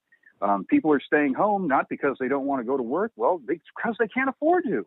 When you stay at home and you're getting assistance, you don't have child care. You don't have a whole lot of other expenses. And let's just add the stress that you mentioned earlier. A lot less stressful because you know what? I'm a whole lot less stressed, even though I'm not as, don't have as much money. But then let's just talk about that. They talk about, devaluation. Why are they giving all these people all this money? It's devaluing the currency and inflation. Well, here's the thing. Maybe things should cost a little bit more. But let's just say for the sake of argument, okay, but I think we have an obesity problem in this country, right? Maybe you should be eating less anyway. Because look what happens with gas prices. They've been doing this for years, right? They try to raise it up. And what did people do? They drove less. They bought more fuel-efficient cars. And whoops, oh, man, we can't charge $5 a gallon for gas because people, well, yeah, no kidding. It's the same thing with food, especially with food. And there you go. So, hey, maybe a nice little side effect of that. I used to go on what I call the economics diet. I lived in a very nice place when I was in California. Half my income, disposable income, went to where I live because I did not want to live in a rat-infested crap hole. And you know what? Hey, Eric, you lost a lot of weight, man. What are you doing? Yeah, I want to eat. I just don't have no money because it's all going to my rent and the utilities and whatnot. I mean, you better make that 1 or 2 meals a day that you had, and I did. God willing, I did at least. Not malnourished or whatever, but you kind of get the idea. So let's keep things into perspective because there's a lot of scare tactics. The funny thing is when a lot of these rich assholes on the corporate media like to say the sky is falling, I never see it hit the ground. Do you? No, it never does. Brother Eric, y'all. Give it up for Brother Eric, y'all. Thank you, Brother Eric, for the phone call, man. I appreciate you. Yeah, they always talk about the sky is falling. That's a strong ending. They're always saying the sky's falling, but it never hits the ground. Amazing, isn't it? That's something. Yeah, and also there's a good point, brother, that they talk about people not going back to work. They're not talking about daycare, man. Look, my son is 12.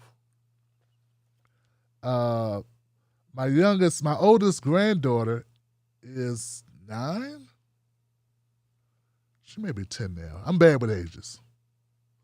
But you know how much daycare would have been? Plus we had a little one. Lala, who's 2. 3 kids in daycare? 3? Oh man, if Mrs. Black wasn't, just come on, guys. I'm a babysitter all the time, but what am I going to do?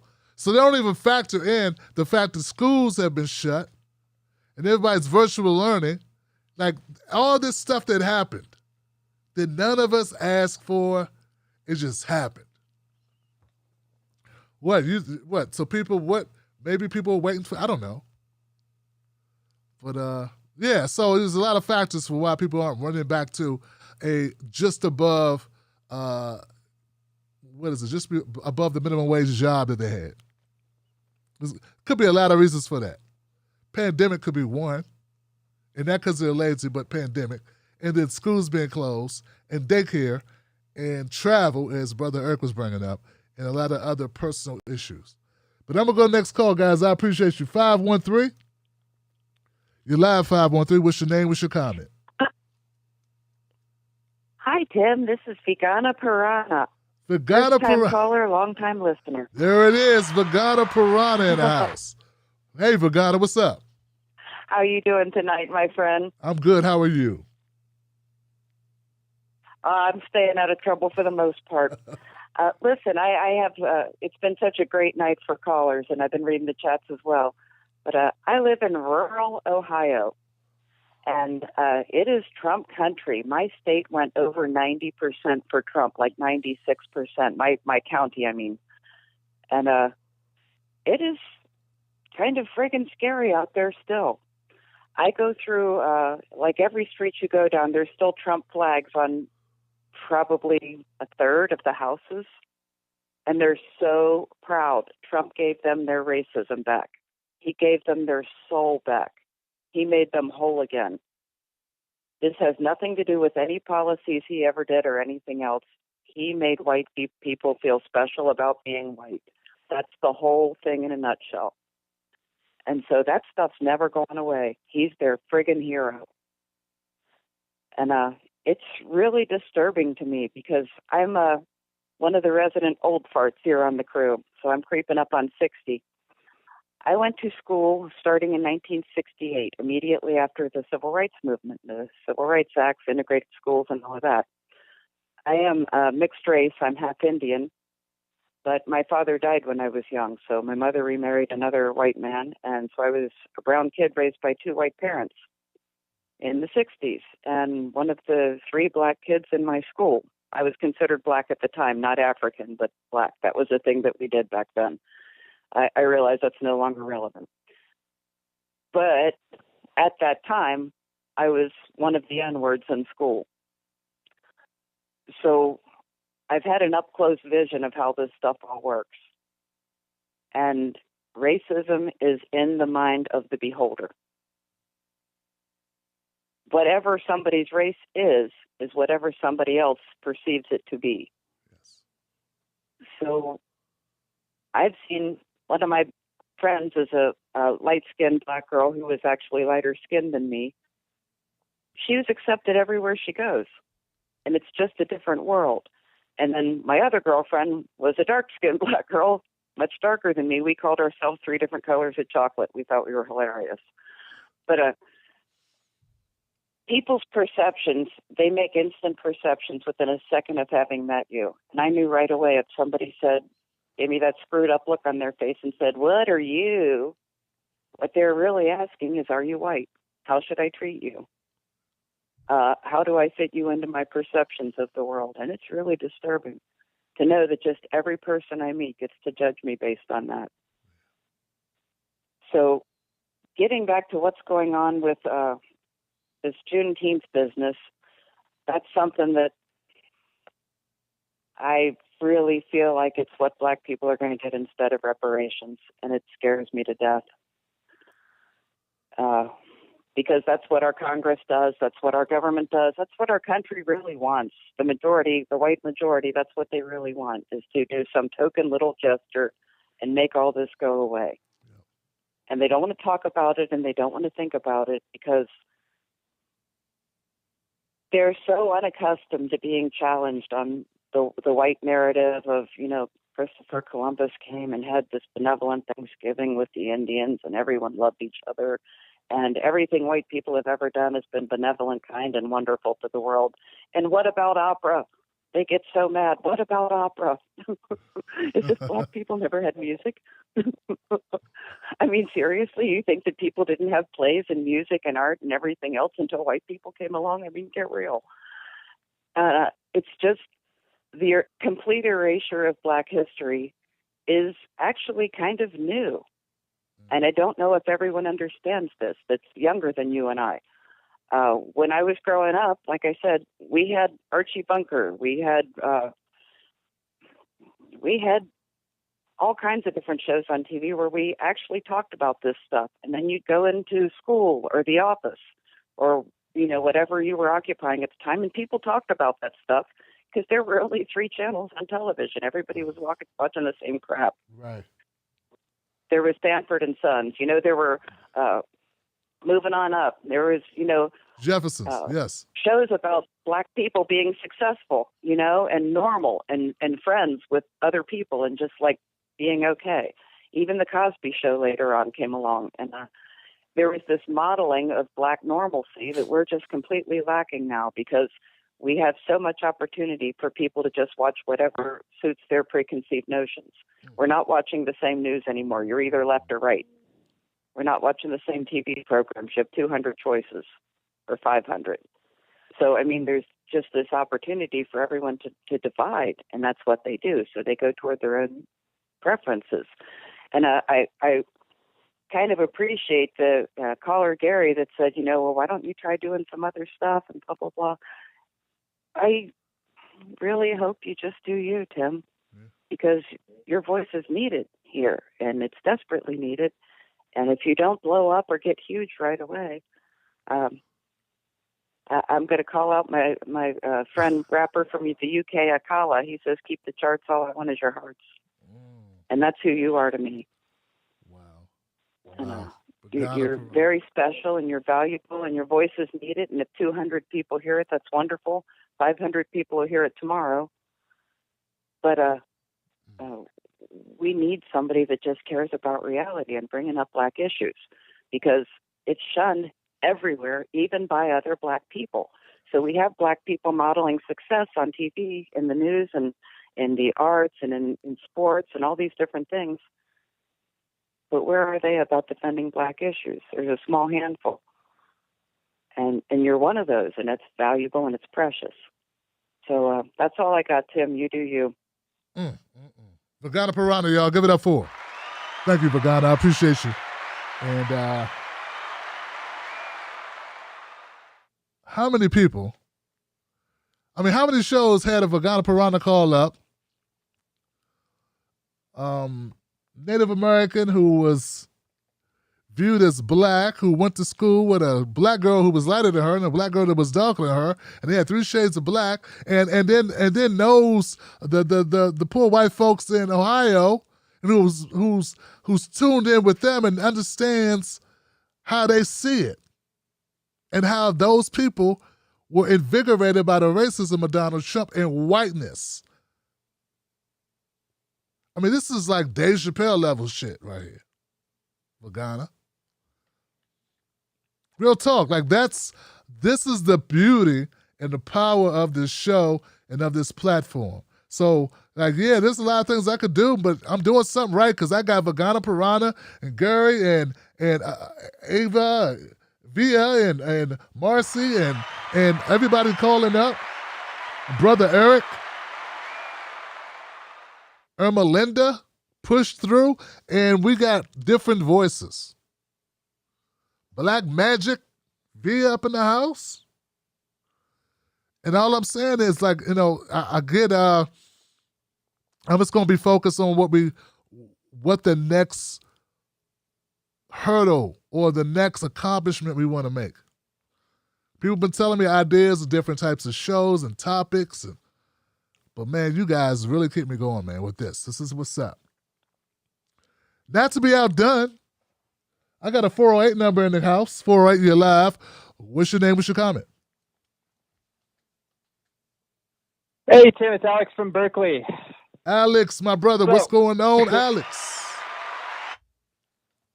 So I'd just like to say, if Hillary Clinton endorsed the Republican every presidential election, there'd never be another Republican president again.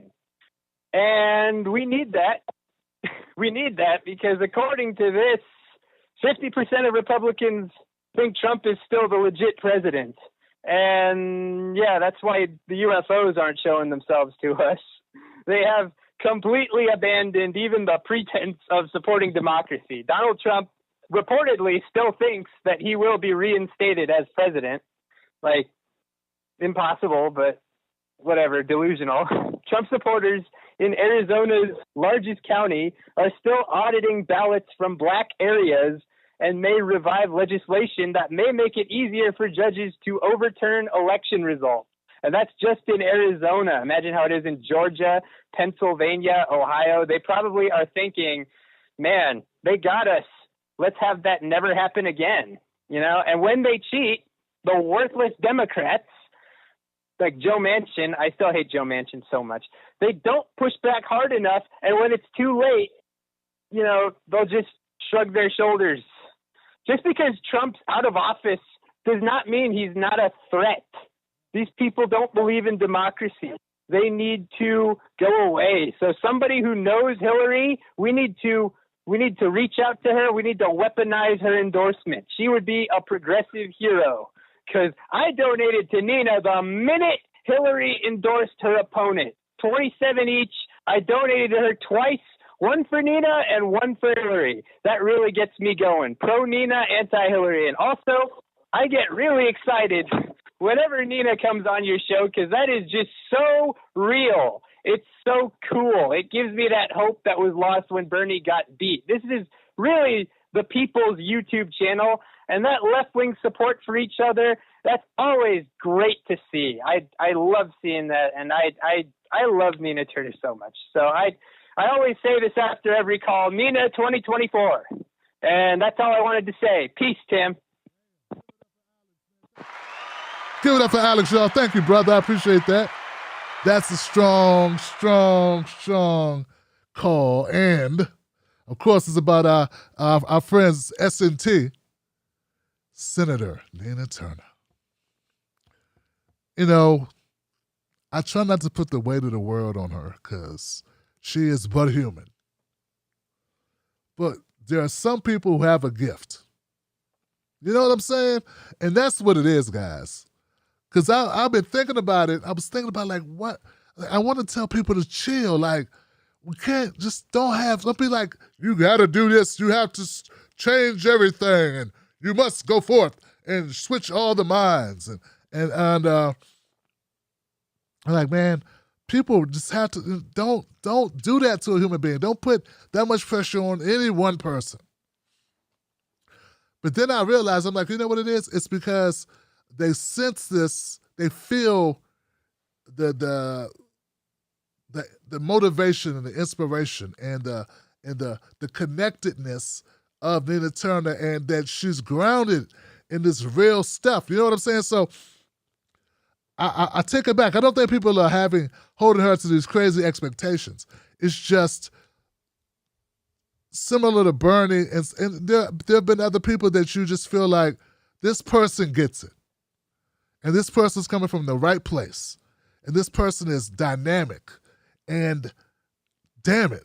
And then when you put that person next to a Joe Manchin, or what's that crazy Marjorie Taylor, whatever, it's like, huh? What the hell? What is going on here? These things don't go together. What are they? What? So anyway, thank you, Alex, for the phone call, man. I appreciate it. And shout out to the crew. 310, you're live. What's your name? What's your comment? Hey, Tim. It's Smooth out here in L.A. How you doing, brother? Hey, what's up, Smooth, man? We can't hear you that good, man. What's up? Oh, you can't hear me at all? You were a little low at first, man. Maybe you're just being too smooth, No, dude. Hey, man, I want to piggyback off of some of the calling. This Juneteenth thing, man, we need to put a cap on it. Because there's so many other things that they have taken from us, and they're giving us these crumbs, and everybody's jumping up and down like we didn't got something. We had Juneteenth already. What are you talking about? How about giving us the lynch law that you guys don't want to give us? What about voting rights that you said he's taken away from us?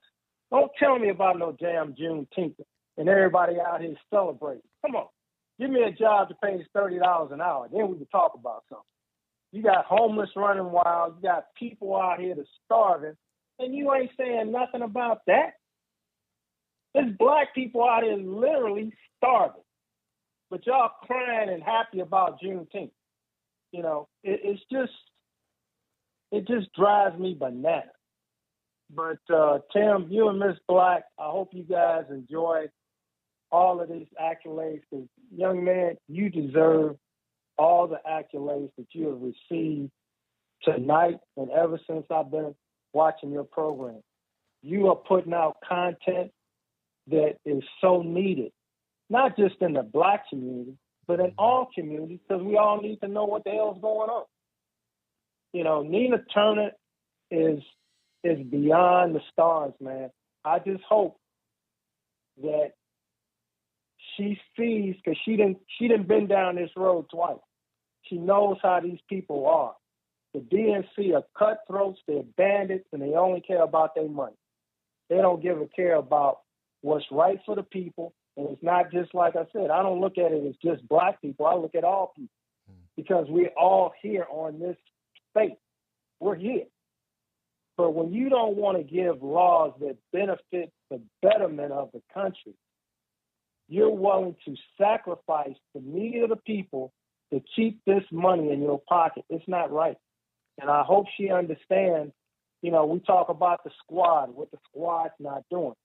Well, it ain't what they ain't doing. Let's talk about the Black people that's in office. What are they doing? What have they been doing for the last 30 years? This is just part of the game. And once we understand how the game is played, then we need to rig the game for the game to be in our favor. But it's a whole lot of Black folks that's in politics, that's been in politics, that people have keep voting for, putting them in there, and what do they do for us? Nothing. They get their pockets fed.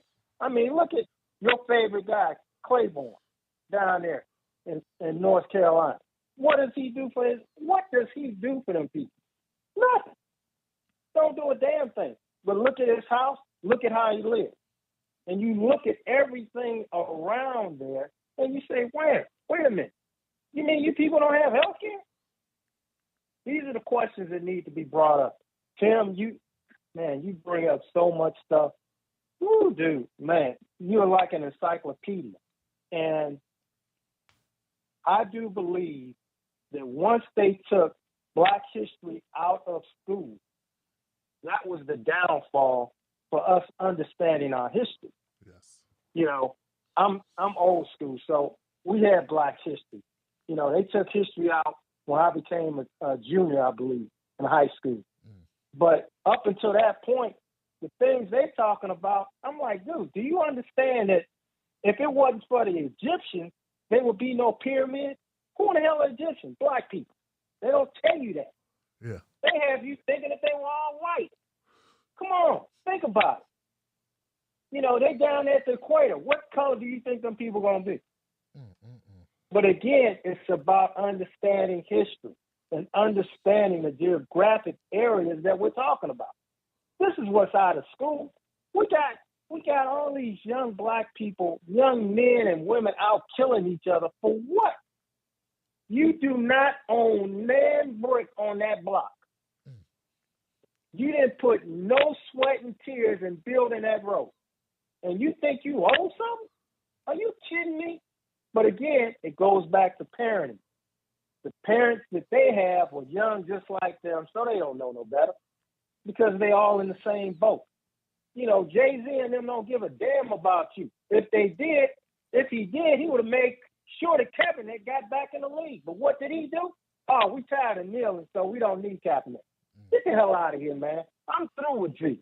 You know, I don't care how much. You can have all the money in the world. If you ain't doing something to make Black people whole, then, man, I X you. Because you ain't doing nothing. You sitting up there making billions of dollars. You making all these moves. What are you doing for Black folks? You talking about us. You got all this rap thing going on. And who's supporting that? White folks.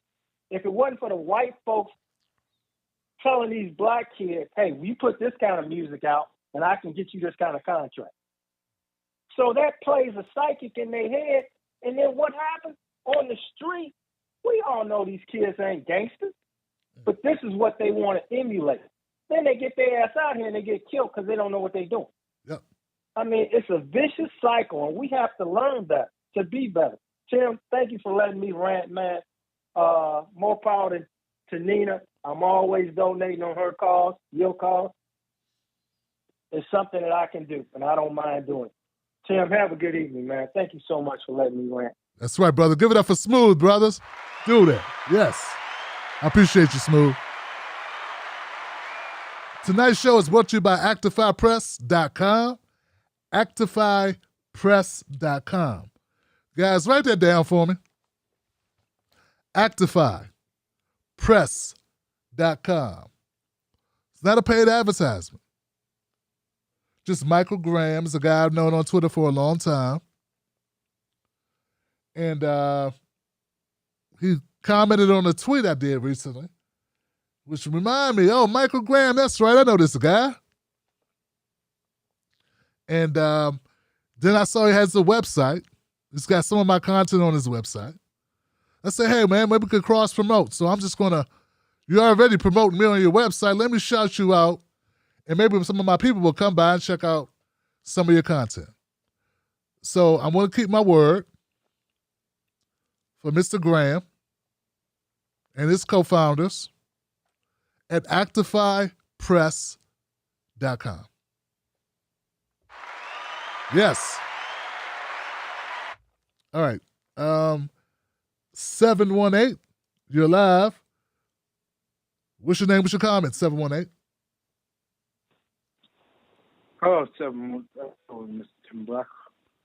Hey, how you doing? I'm doing good. How are you? Good. I'm doing good as well. I was hoping you can answer me two questions. One, I didn't get any notifications you were doing a thing from YouTube, so I have no idea if you answered this question. What does Juneteenth mean? It's a day. I have no idea what Juneteenth is. Okay, well, you could Google it. Juneteenth is the celebration of blacks being free. I'd rather have you answer me. Well, I'm telling you what you're supposed to do. I'm not your dictionary, brother. It's the day slaves were made free. No, but you speak the truth. Okay, it's the day slaves were made free in the United States. June 19th, 1865. Okay. Okay. And second, my second question is, can I please send I forgot what you call it when you send money on YouTube. Super chat.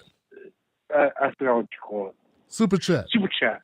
Can I please send that to you? Yeah, go ahead. Because I don't want you to fail. I can't. Oh, brother, I don't know why you can't, man. It's I always get blocked. Yeah, I don't know, man. I got blocked because I disagreed with you one time. Brother, I don't know, brother. I'm not blocking you, brother. I'm not blocking you. I know you're not blocking me, but I'm asking you, can you tell the people who 90 do block, seconds. like the people who have the wrenches, can you tell them to unblock me? This way I can pay you, because I'm paying you on Patreon now, but I still wanna pay you on YouTube. I don't want you to fail. You speak the truth. Well, brother, I don't want you to fail. Well, brother, well, if you give me your username, what's your 60 seconds. What's your user account? What's your screen Peter name? version 1. Who's that? Peter version 1. Okay, Peter. We'll look, Peter. I think we looked before, and we couldn't find that you were blocked, brother. I think we did that, but we'll look again. Peter version 1. Is that the number 1 or the word 1? 1 O-E-O-N-E. O-N-E. Okay, that makes a difference. O-N-E. Okay, Peter. But look, thank you for the phone call, Peter. Hope that helps. And if you're already giving one place, brother, you don't have to give more than one place, man. Don't feel that you have to give multiple places, brother. We got a lot of people that watch the show, and we spread the love around. You know what I mean? Don't feel like it's all on you. 10 seconds. I wish I could disconnect this damn countdown thing. I know I say that, but it always comes at the worst time. doesn't it? Anytime it comes is the worst time. Somebody's talking. I'd rather do it to me, but I hate when it does it when I'm talking to somebody. All right, Peter, version 1. We'll look for you, man. But as far as I know, man, you're good to go. I don't know what's up with the system. Some people don't get notifications. Some people do.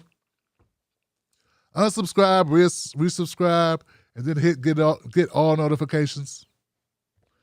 It doesn't matter. Every day, YouTube takes away between 20 and 50 people off my subscription list. No matter what I do. I don't even have to put out a new video, and they still do it. When I ask them what's wrong, they say, oh, we're getting rid of stale accounts. Okay. It is what it is. So I just work hard. Just work hard to pull myself up by my bootstraps. 717. 717, you're live. What's your name? What's your comment, 717?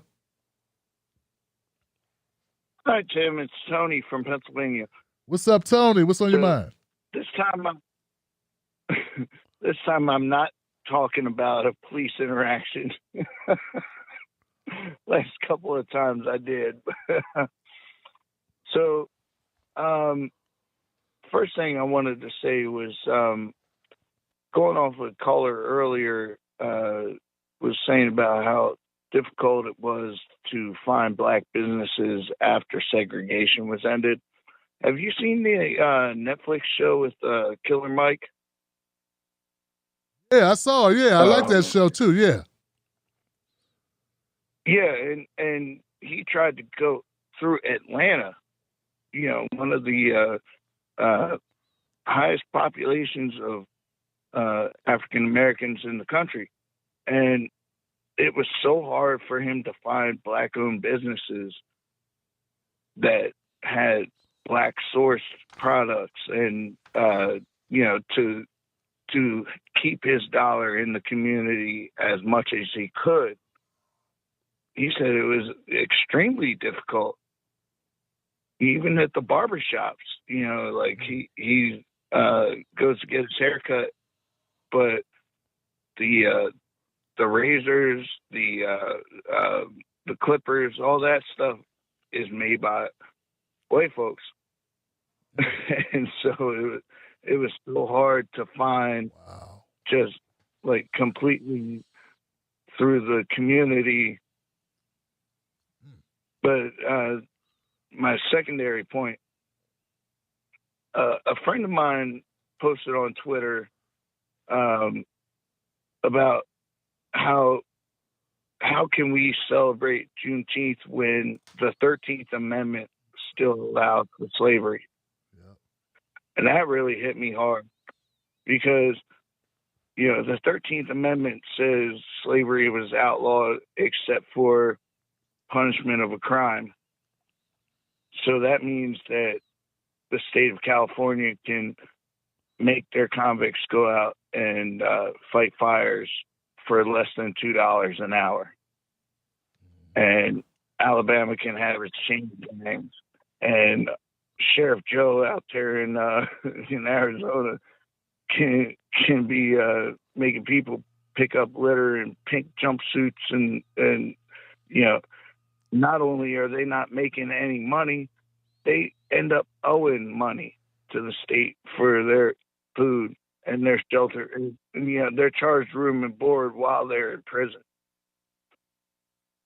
And so if we don't amend or repeal somehow fix the 13th Amendment, then are we truly free?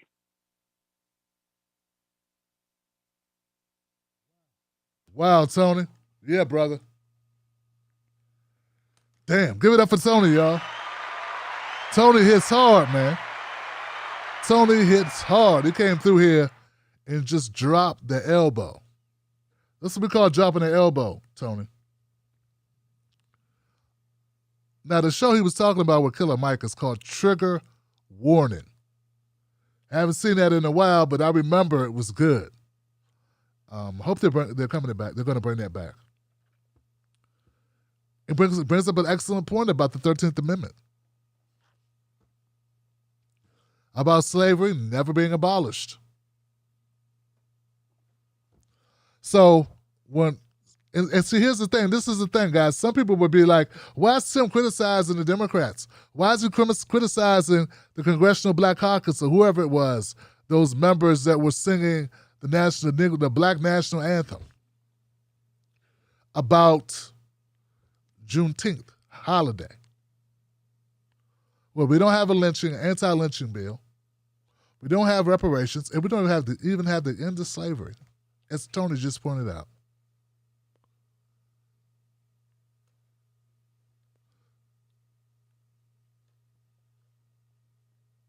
I think those are good reasons.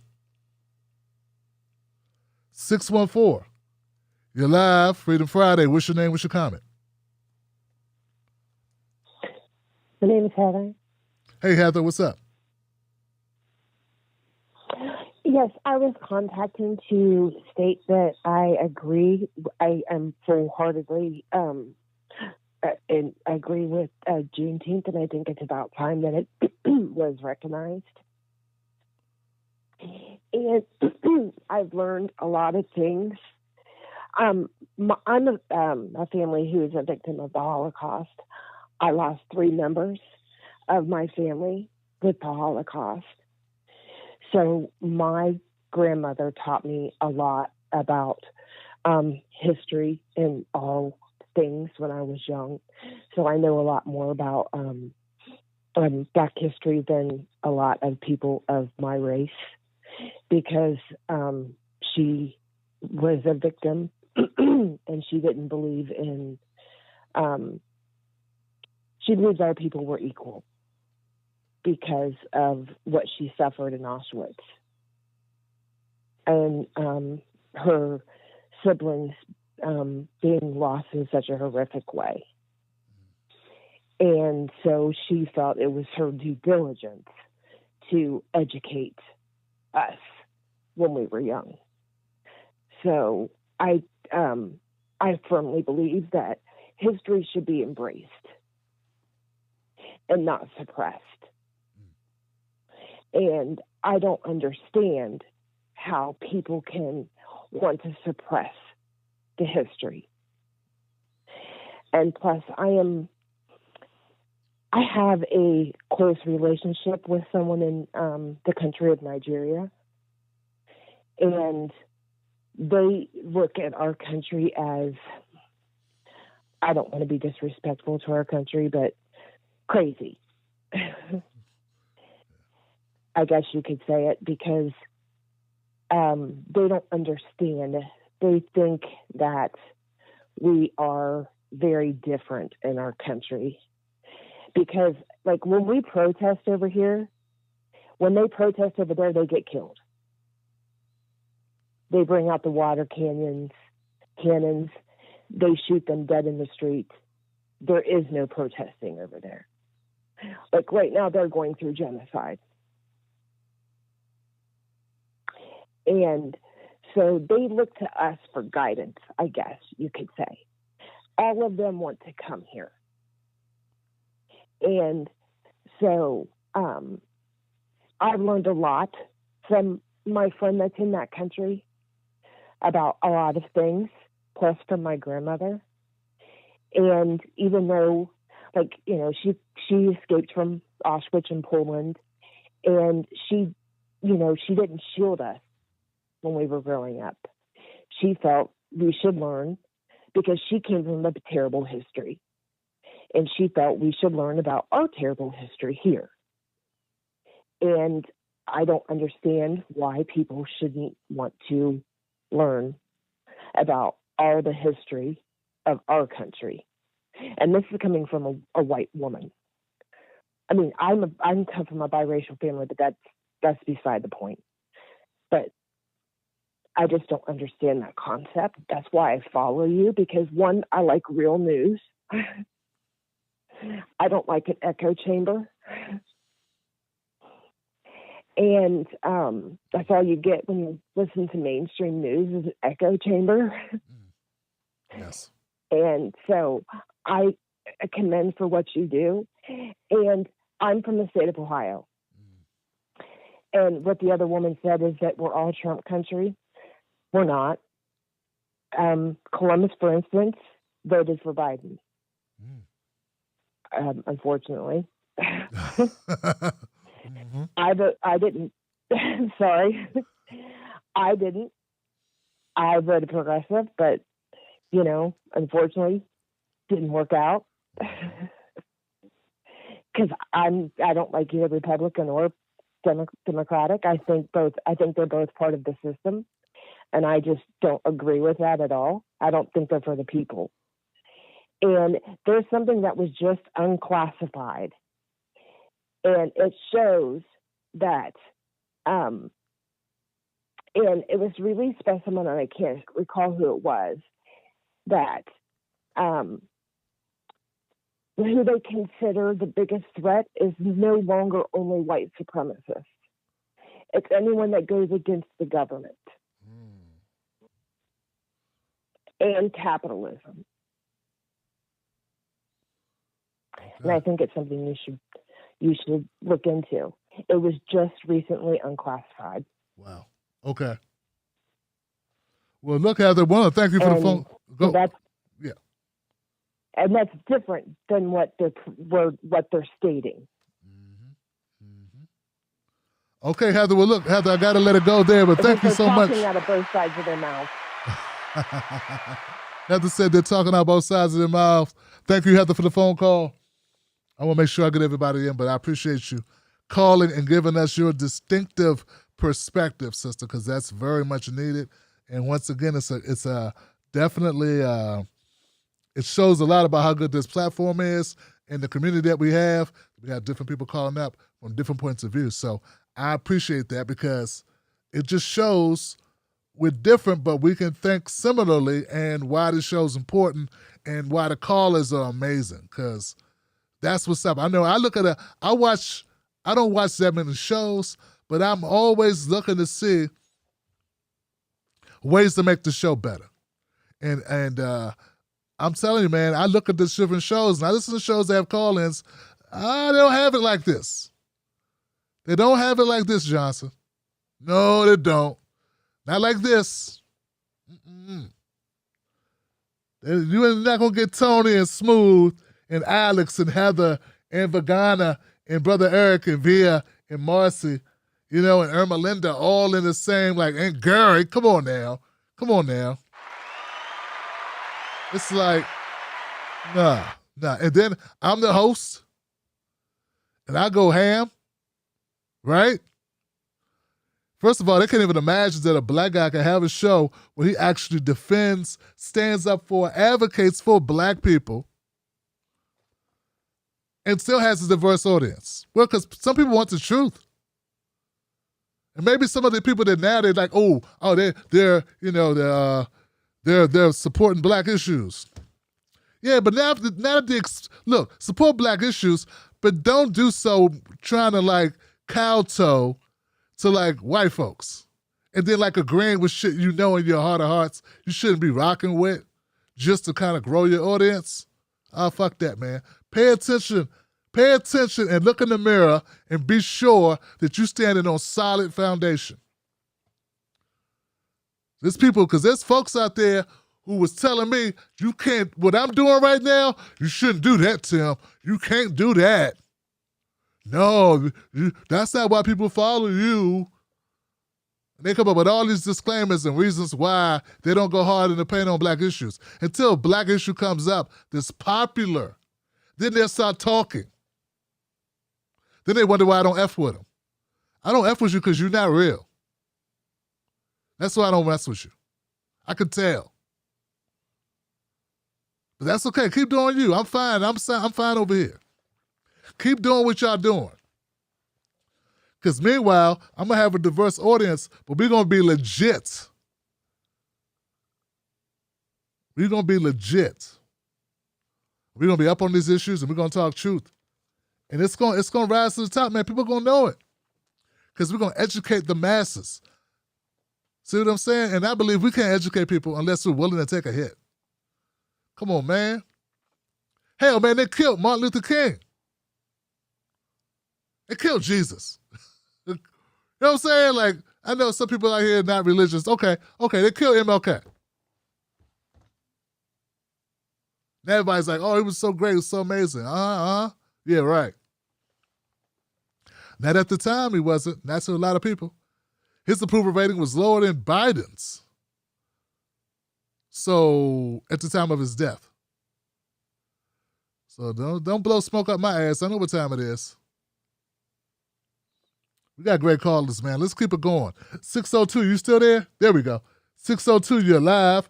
What's your name? What's your comment? My name is Gage. Can you hear me? Hey, yeah. How you said Dave? Hello? Yeah, we hear you. How you doing? Gage. Okay. What's on your mind, All brother? right, man. Hey, I'm sorry. Go right ahead, brother. Hello? Oh, okay. My bad. Hey, man, thank you for what you do, but I got to disagree with some of the stuff, man. I think racist people know they're racist, and we can tell them until we run out of breath. I don't think we educate people by telling truth to power. I think truth to power already knows what they do and even know us better than we know ourselves. I disagree 100%. And we have to raise a different mindset of youth and future generations. If you look, and you know this as well as I do, the stats, and you were just talking about this with black businesses, statistically, we are so low at the bottom that you have to say a generation is already gone. Okay, slow down, brother. And Slow down, every brother. Slow generation down. has to Slow plant down, a brother. seed Slow for down, another. brother. Slow down, brother. You just said that you don't think people need to be educated because you say they know everything. Isn't that what you just said? I didn't say educated. Okay, so Educated's a broad word. I said that people who are racist Uh-huh. know that they're racist. You and think they so? Don't give a shit. You They think don't so? care. Well, okay, so I know so. Okay, so you know Without a that doubt. you know that racist people. So how many racist people do Without you a know? doubt, you're not going to change. How I'm many sorry? racist people? I'm not talking to racists. Who says I'm trying to change racist? I'm trying to educate people that don't know shit. There are black people that don't know certain things. Doesn't mean I'm talking to racists. It's because I'm educating people. I speak truth to power to anybody who wants to listen. And people get educated on this show. And I know because I have almost 40 million views. And I have countless letters from people that are white, black, Latino, Asian, Native American, and all people from all walks of life who have told me, people from all walks of life who have told me that I educated them. They did not know something. They watched this show. They learned some things. So you're fundamentally wrong, and I have proof. I've been doing this for 10 years. Just listen. Don't get caught up in your feelings. That's feminine energy. Hey, where the fuck is this guy? To one another. That's it. Bye. Bye, bitch. Okay. This weirdo, whatever his name is, this weirdo just called up to the show to tell me, after listening, first of all, he didn't listen to the show because about 6 people or 5 people that called the show were talking about how much they learned from the show. Now, I'm not saying those people are racist because I don't do a show for racists. That would be a Klan show. This is not the Proud Boys show. So this show is not for racists, dumbass. It's for people that are interested in a different take on the news and also important events and what's going on in the world.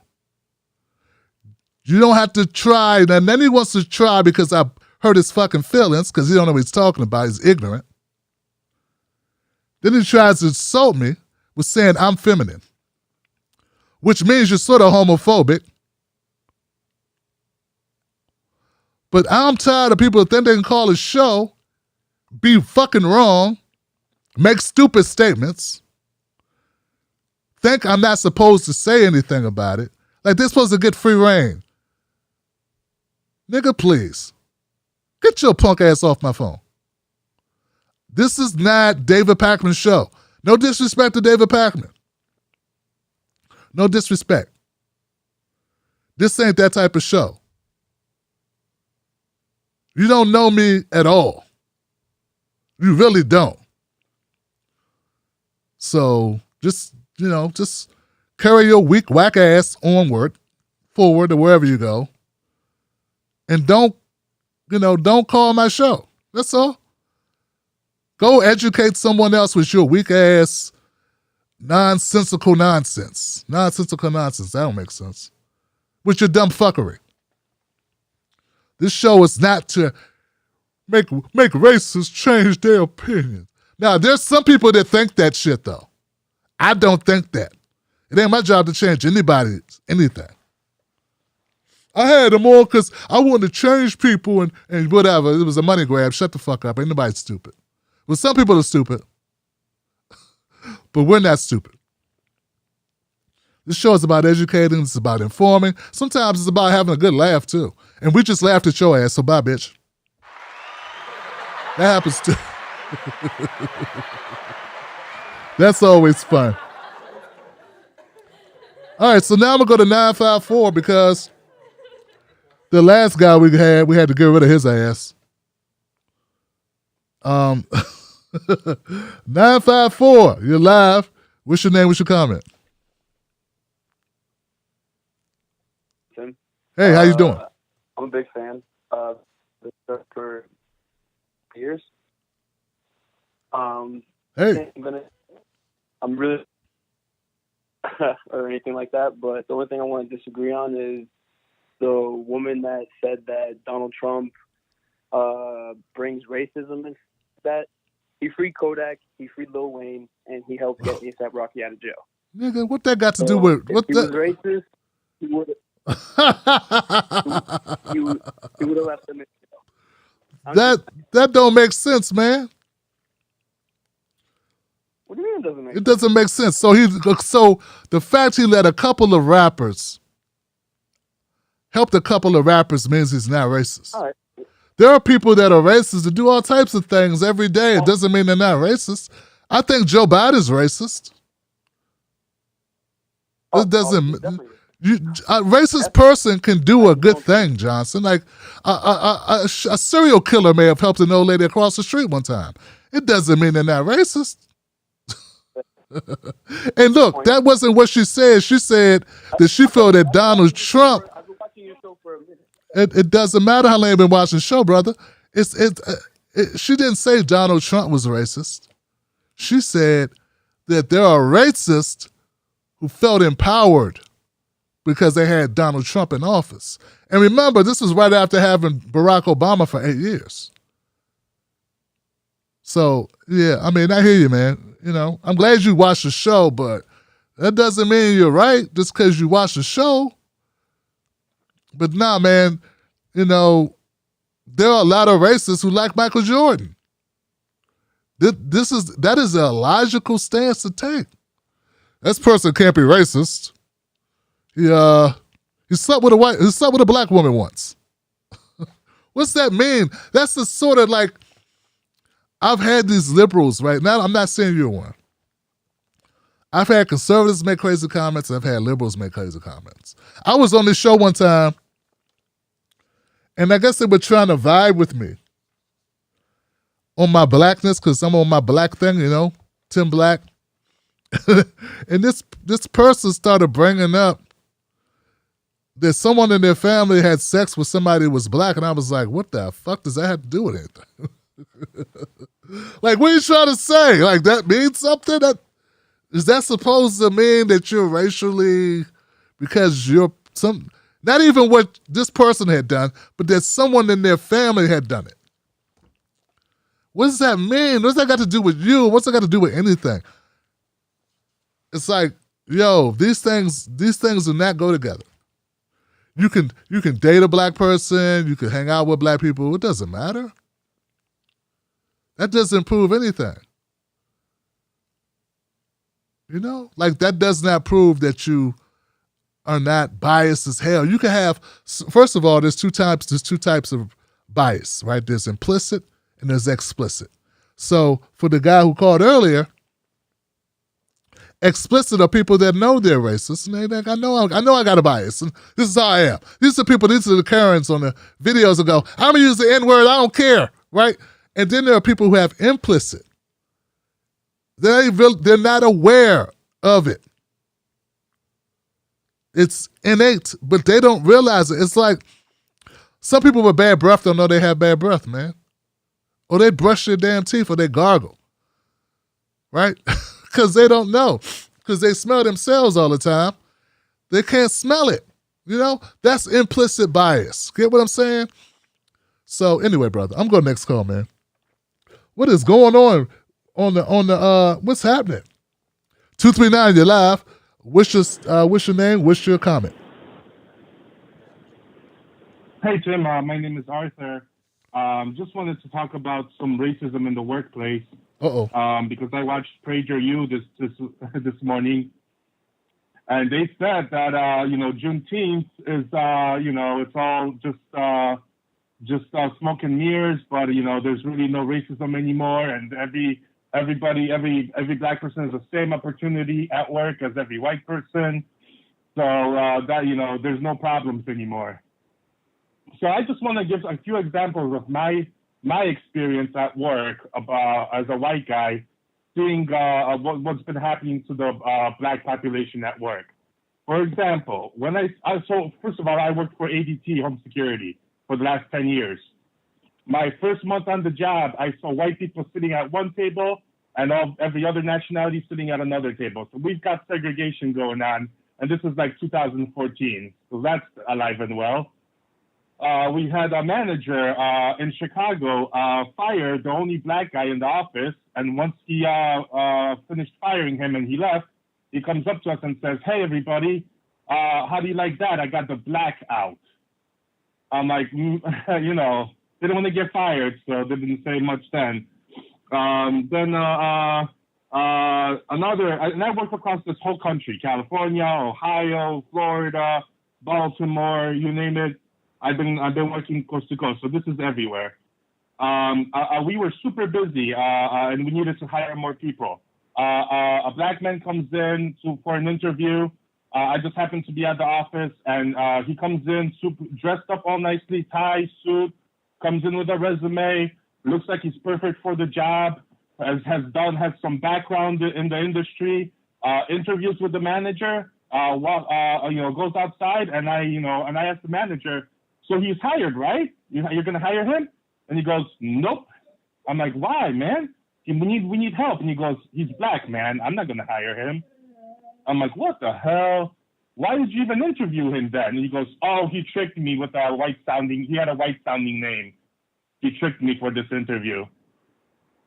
So that's just a few examples at work. When I moved to Florida 3 years ago, the movers that helped me move in, there were two white guys and a black young guy, and I tipped them $100 for helping me move.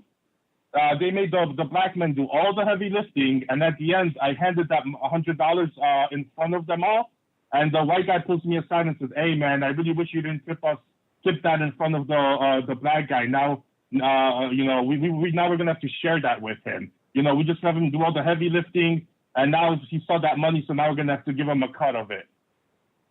So. So that's yeah.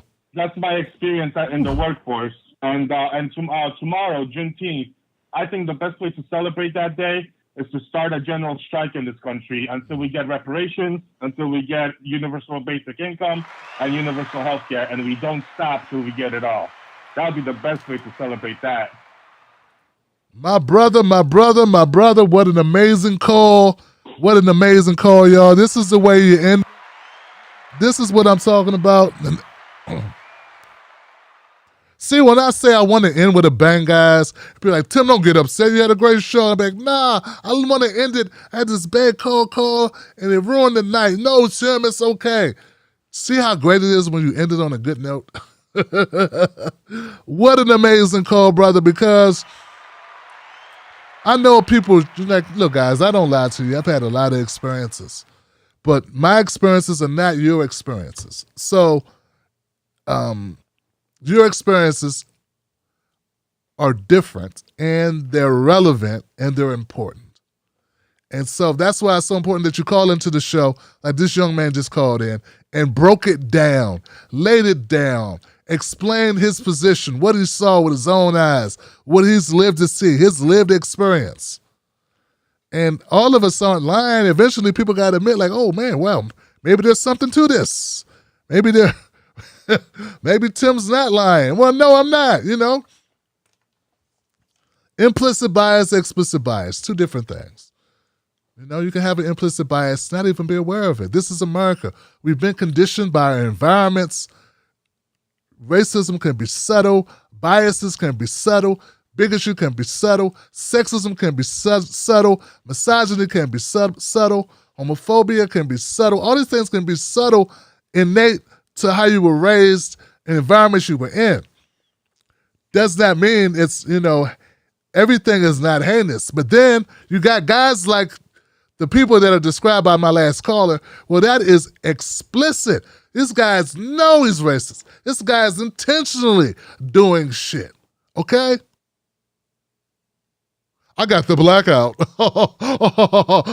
I would like to knuckle sandwich his ass, man. Whop. Bust his head to the white meat. I ain't scared of you. Some of them do my best, brother, man.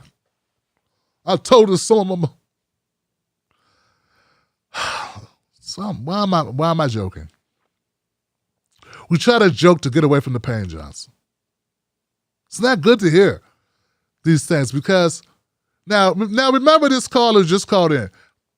Guys, when you hear earlier, this caller just explained what he witnessed in this company.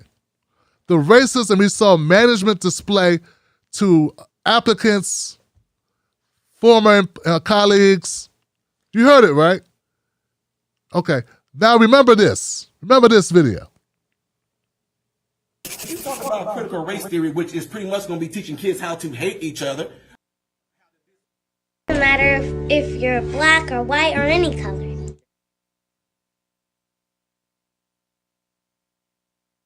Daddy teaches you can be anything in this world that you want to be, right? Don't Daddy teach you that? Yeah, and it doesn't matter if you're black or white or any color.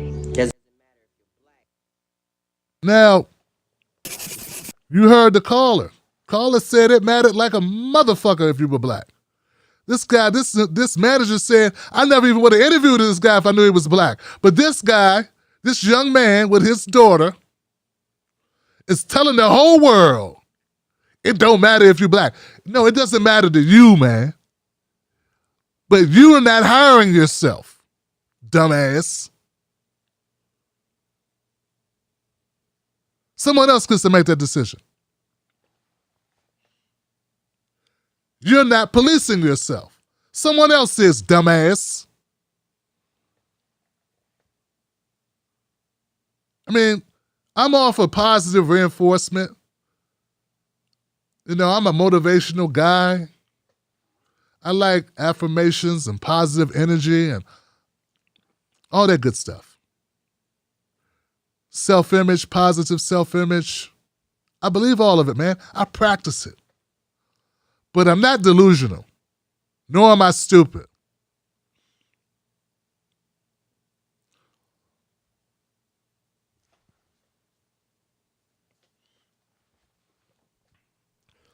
People don't know what they don't know. You think this young man is lying to his daughter or telling his daughter a bunch of hot air because he knows it's a bunch of hot air? Or do you think maybe he just hasn't experienced, he doesn't know what he doesn't know? And that's what I was trying to tell dumbass earlier caller. But he had no intention of learning that. None. So it is what it is. So now the black guy is racist against himself, or maybe he's just uninformed. So anyway, thank you for that call that called in to kind of illuminate what your experiences have been and just let people know that this is not crazy talk. This happens. People harbor resentments against people they don't even know. And the thing is, it impacts their lives. It impacts the lives. Now, what about the guy who applied for the job? He's unable to feed his family. What about the guy who lost the job? He's unable to feed his family. What are the effects of that on that person and the people that were relying on him or counting on him that are in his family or people that he was taking care of. So it's beyond just the person who's denied the opportunity. It's also about the people that are in the family. I'm a family guy. When I get discriminated against, who does it impact? Does it just impact me? No, it impacts Mrs. Black. It impacts my son. It impacts my granddaughters. It impacts my mom. So these people are doing an injustice not just to me. They're doing injustice to everyone attached to me that relies on me. And then they'll tell me I'm divisive when I bring it up. Why are you focusing on these things? I want you to focus on the guy who did the whistleblowing, Edward Snowden. I want you to focus on... No, there are people focusing on that. How many people are within the street cred and left circles on the internet are focusing on black shit, unapologetically? How many people are focused on these whistleblowers like Edward Snowden? Last time I heard, Edward Snowden was on Joe Rogan's show. He gets a forum everywhere. Why do you need me to do that? No. You go do that. I'm good. I'm going to do this. I'm going to stick to this shit. Because ain't nobody doing this. And if I'm ever going to help black people get from off the bottom, I'm going to have to reach more people because you have implicit bias. You just keep stepping over us and moving on to what's easier. Anyway, guys, I had a great show tonight. I had a great time tonight. This has been amazing. It's been dope. Remember, go to Actify Press, actifypress.com. That's my sponsor for today, my free sponsor for today. Also, this show is brought to you by the great NinaTurner.com. Running for Congress. Give it up for Senator Nina Turner, who took time out. Hello? Hello, somebody. That's what I'm talking about. Don't forget to go there to help support the campaign. Volunteer, text, bank, phone, bank. And yeah, let's go to the comment section. What a night, Johnson. What a night. Thank you for using 1:30. Not too bad. Radio. Not too bad, Johnson. Goodbye. I want to give a shout out to my moderators who took time out their lives to help this show. Thank you, moderators. I also want to give a shout out to everybody who contributes to the show. All my people on Patreon, Tim Black's Wolfpack on Patreon, Facebook, and YouTube. Thank you. You know we're starting to make noise because we're starting to get a lot of troll calls. It's okay. It's all right. I wrote down their numbers. I won't be picking them up next time. That's it, Wolfpack. Let's go to the super chat so I can read some great comments. Tony DeMio. Give it up for Tony DeMio. I'm happy to watch Tim and hear Nina. Yes, you know it. Because, like, guys, once again, this was Nina's suggestion to do this. And I'm damn proud to be able to have that you guys, like, she knows how much you support her. So she wanted to come on and thank you herself. That's what's up. That's the type of audience I'm proud to have, man. And I want to thank you for choosing this platform to rock with. Daniel Values supports the show. He said Nina Turner. Sheldon Hughes said Nina and Tim Black doesn't get any better. Man, you guys. That's what's up, man. That's what's up. Alex from Berkeley in the house. Nina Turner is the realest. What? Alex, what's up, man? He made a great call and he supports the show. Thanks, Alex, man. Emerson, keep going. We need you to keep fighting. Oh, you got it. You got it, fam. I will. I don't know how to do anything else, man. We got to keep going. Robin M. What's up, sis? Thank you, Robin. Thanks, Johnson. I got all my Johnsons with me. Yo, Tony D said, Happy Father's Day, Tim Black. That's right. It's okay. I was going to say you beat Mrs. Black to the punch, but I don't know. It's not yet. So, but still, I appreciate it, man. And that reminds me, Happy Father's Day to all the fathers out there. Thanks, Tony. Damn, I wanted to say that. And happy Juneteenth as well, guys. Happy Juneteenth. And just remember, guys, see, here's the thing. This is what people don't know. We already celebrate Juneteenth in this household. We were already doing it. Hey, Juneteenth shirts in the shop for the last couple of years. I live in D.C., well, very near D.C. There's Juneteenth celebrations every year in D.C. It's not new. Get what I'm saying? So they're kind of getting credit for something that was already being done. But anyway, RJ Ramrod, he says, man, I don't think there's anything more on brand for Democrats than using Juneteenth as an excuse to give rich white people another day off. Man, well, also some poor people may get the day off or get paid double, right? So I hope that's what happens. You know what I'm saying? It's been so long since I celebrated like days off or had a job, but I'm not against anybody getting any day off. You know what I'm saying? Americans work too damn hard for the most part. You know? We're more productive than we ever were, and our wages have not kept up with inflation. But I feel you, Ram. I know what you're saying, brother. Rain Dog says, we're doing what we keep doing what you're doing. You might blow up or you might not, but at least you can hold your head high, and that means something. Don't it, though? Don't it? This is the thing. I tell Mrs. Black, I think we got something great. It's not just blowing up. It's reaching. I think we can help change the dynamic and the narratives and influence a lot of folks. It's not just blowing up. Man, if I could just get my message out to more people, I think we could drastically impact. Get what I'm saying? So guys, please understand, I'm not just saying I want big numbers because I have big numbers.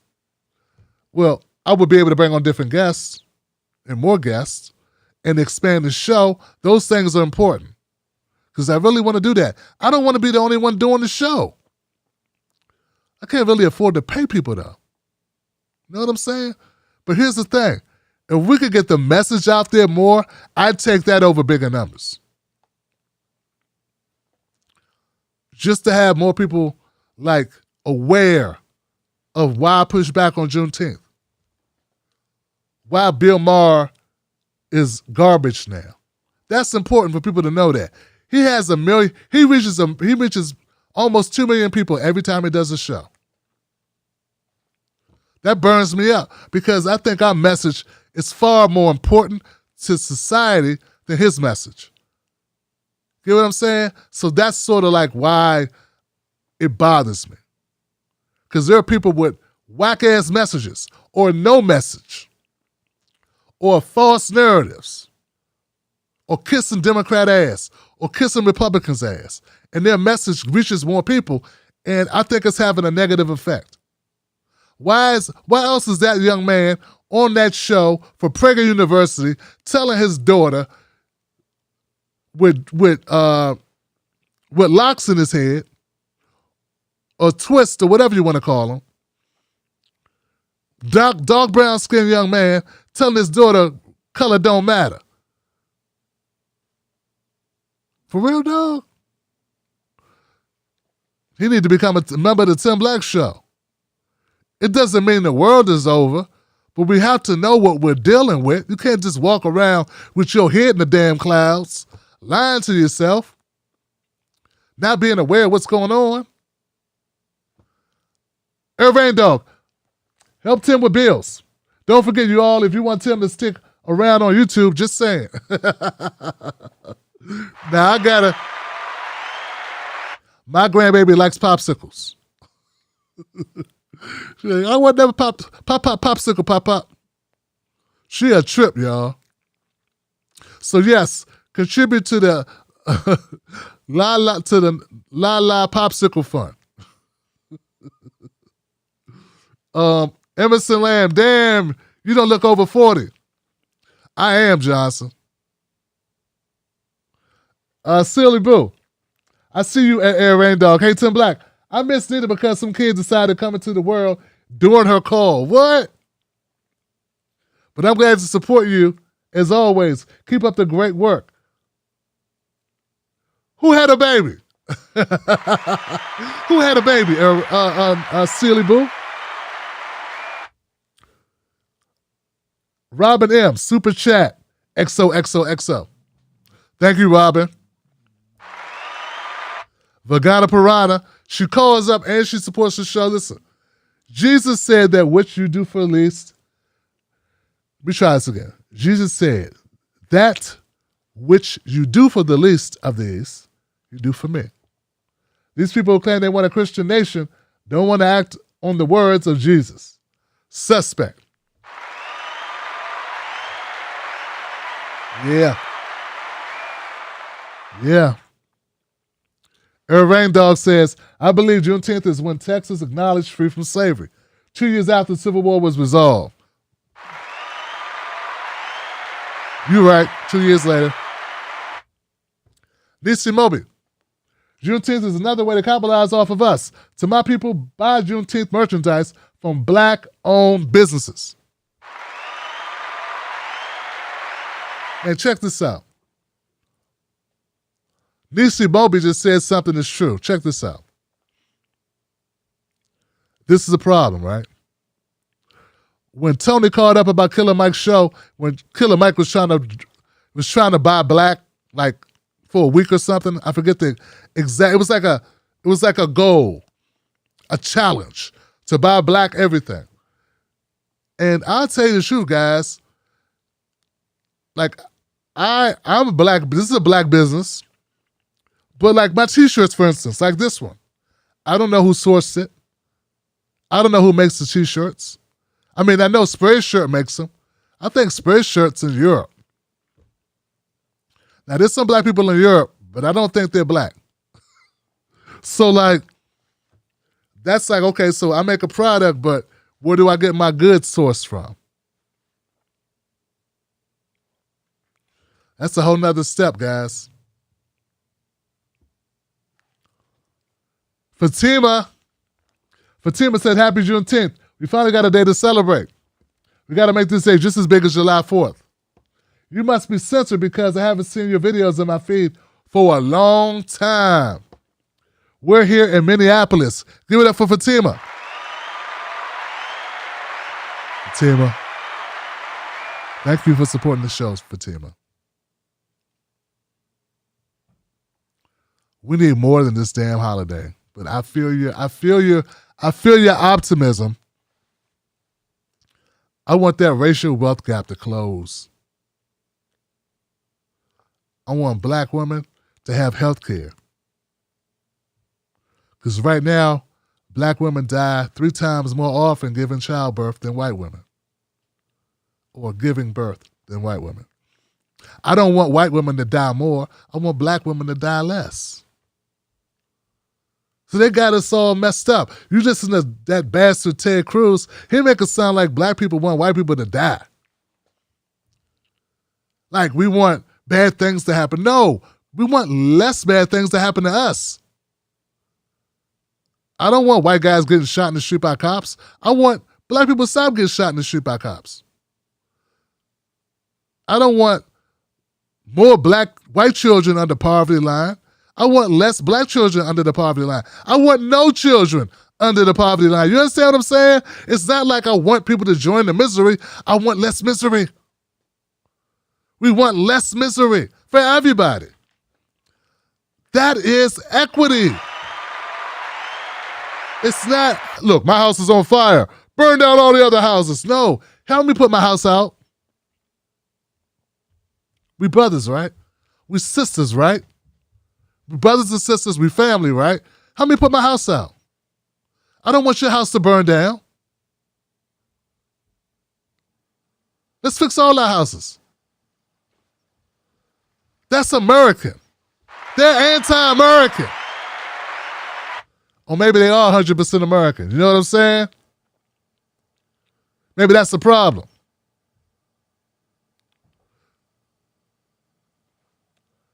Silly Boo said, here's another bang for you, Tim. Good night. Damn.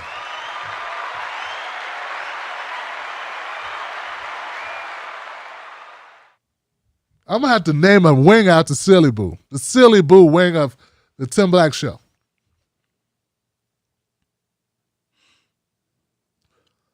No matter what I go through, man, I always got my wolf pack, don't I? Don't get me wrong, I recognize the fact that there's some good things about being small. At least I know my people. Thank you, Silly Boo. Sally. Damn, I miss Nina Turner. No, that's not Sally. Oh, she said, I told you, Tim, you would be up and running in a day. And you were on fire tonight. Kiss Mrs. Black. And love from the Thompson house. To you and the Wolf Pack. It's still a little bit there, though, Sally. It's like a slight, malaise feeling. Slight headache, but nothing I can't deal with. I felt worse without a shot. You know what I'm saying? And still did the show. Because that's how we roll, Johnson. And I ain't canceling on Nina Turner. That's some things you just don't do, Johnson. You don't cancel on Nina Turner, man. Nathan. Weak president is right. The Senate parliamentarian and Joe Manchin both appear to have more power. This portends dim losses. There it is, Johnson. When you're right, Johnson. Jasmine supports the show. What's up, Jasmine? Thank you for being you. Fatima came back. She said, damn, I missed Nina Turner. I'm going to have to watch this again. Yes. Please do. Mike said, Tim, this Canuck appreciates you. Glad you are up to full steam tonight. And thanks, Wolfpack. Thanks, Mike Marks, my brother.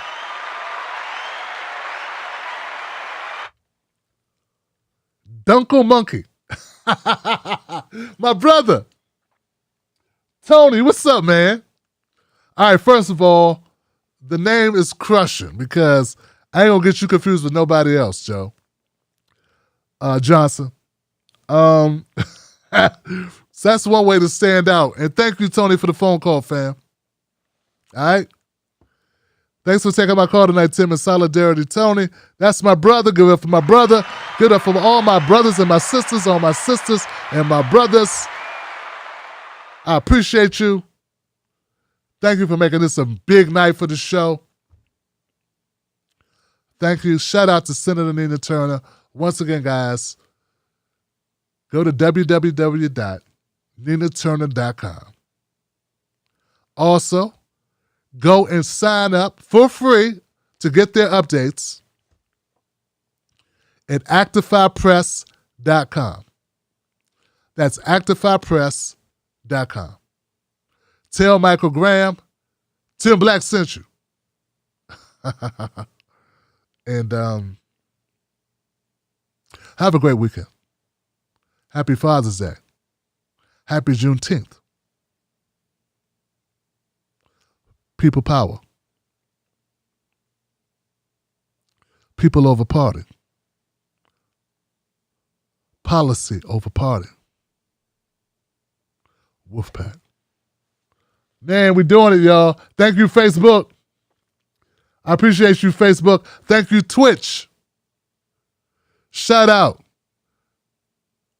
to Mama Alaska. Shout out to my brother Ahmed Oz.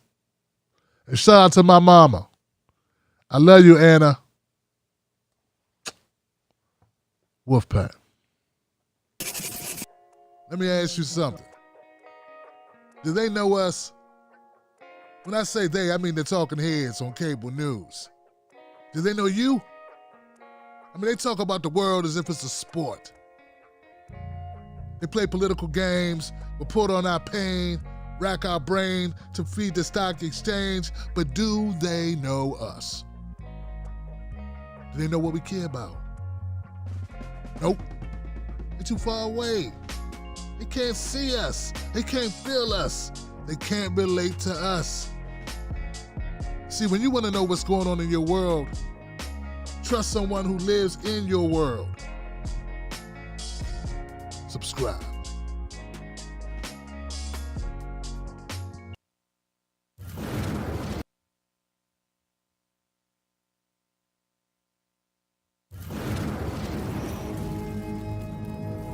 Don't fall for the banana in the tailpipe. Don't be fooled by corporate media talking heads misleading the people. Get your news and information from an entity that keeps it real. Tim Black. Tim Black is the host of The Tim Black Show. Independent news that leaves you informed, inspired, and sometimes entertained, but always in the know. Go to timblacktv.com and sign up today. The Tim Black Show is news for people who can't stand the news. See you there.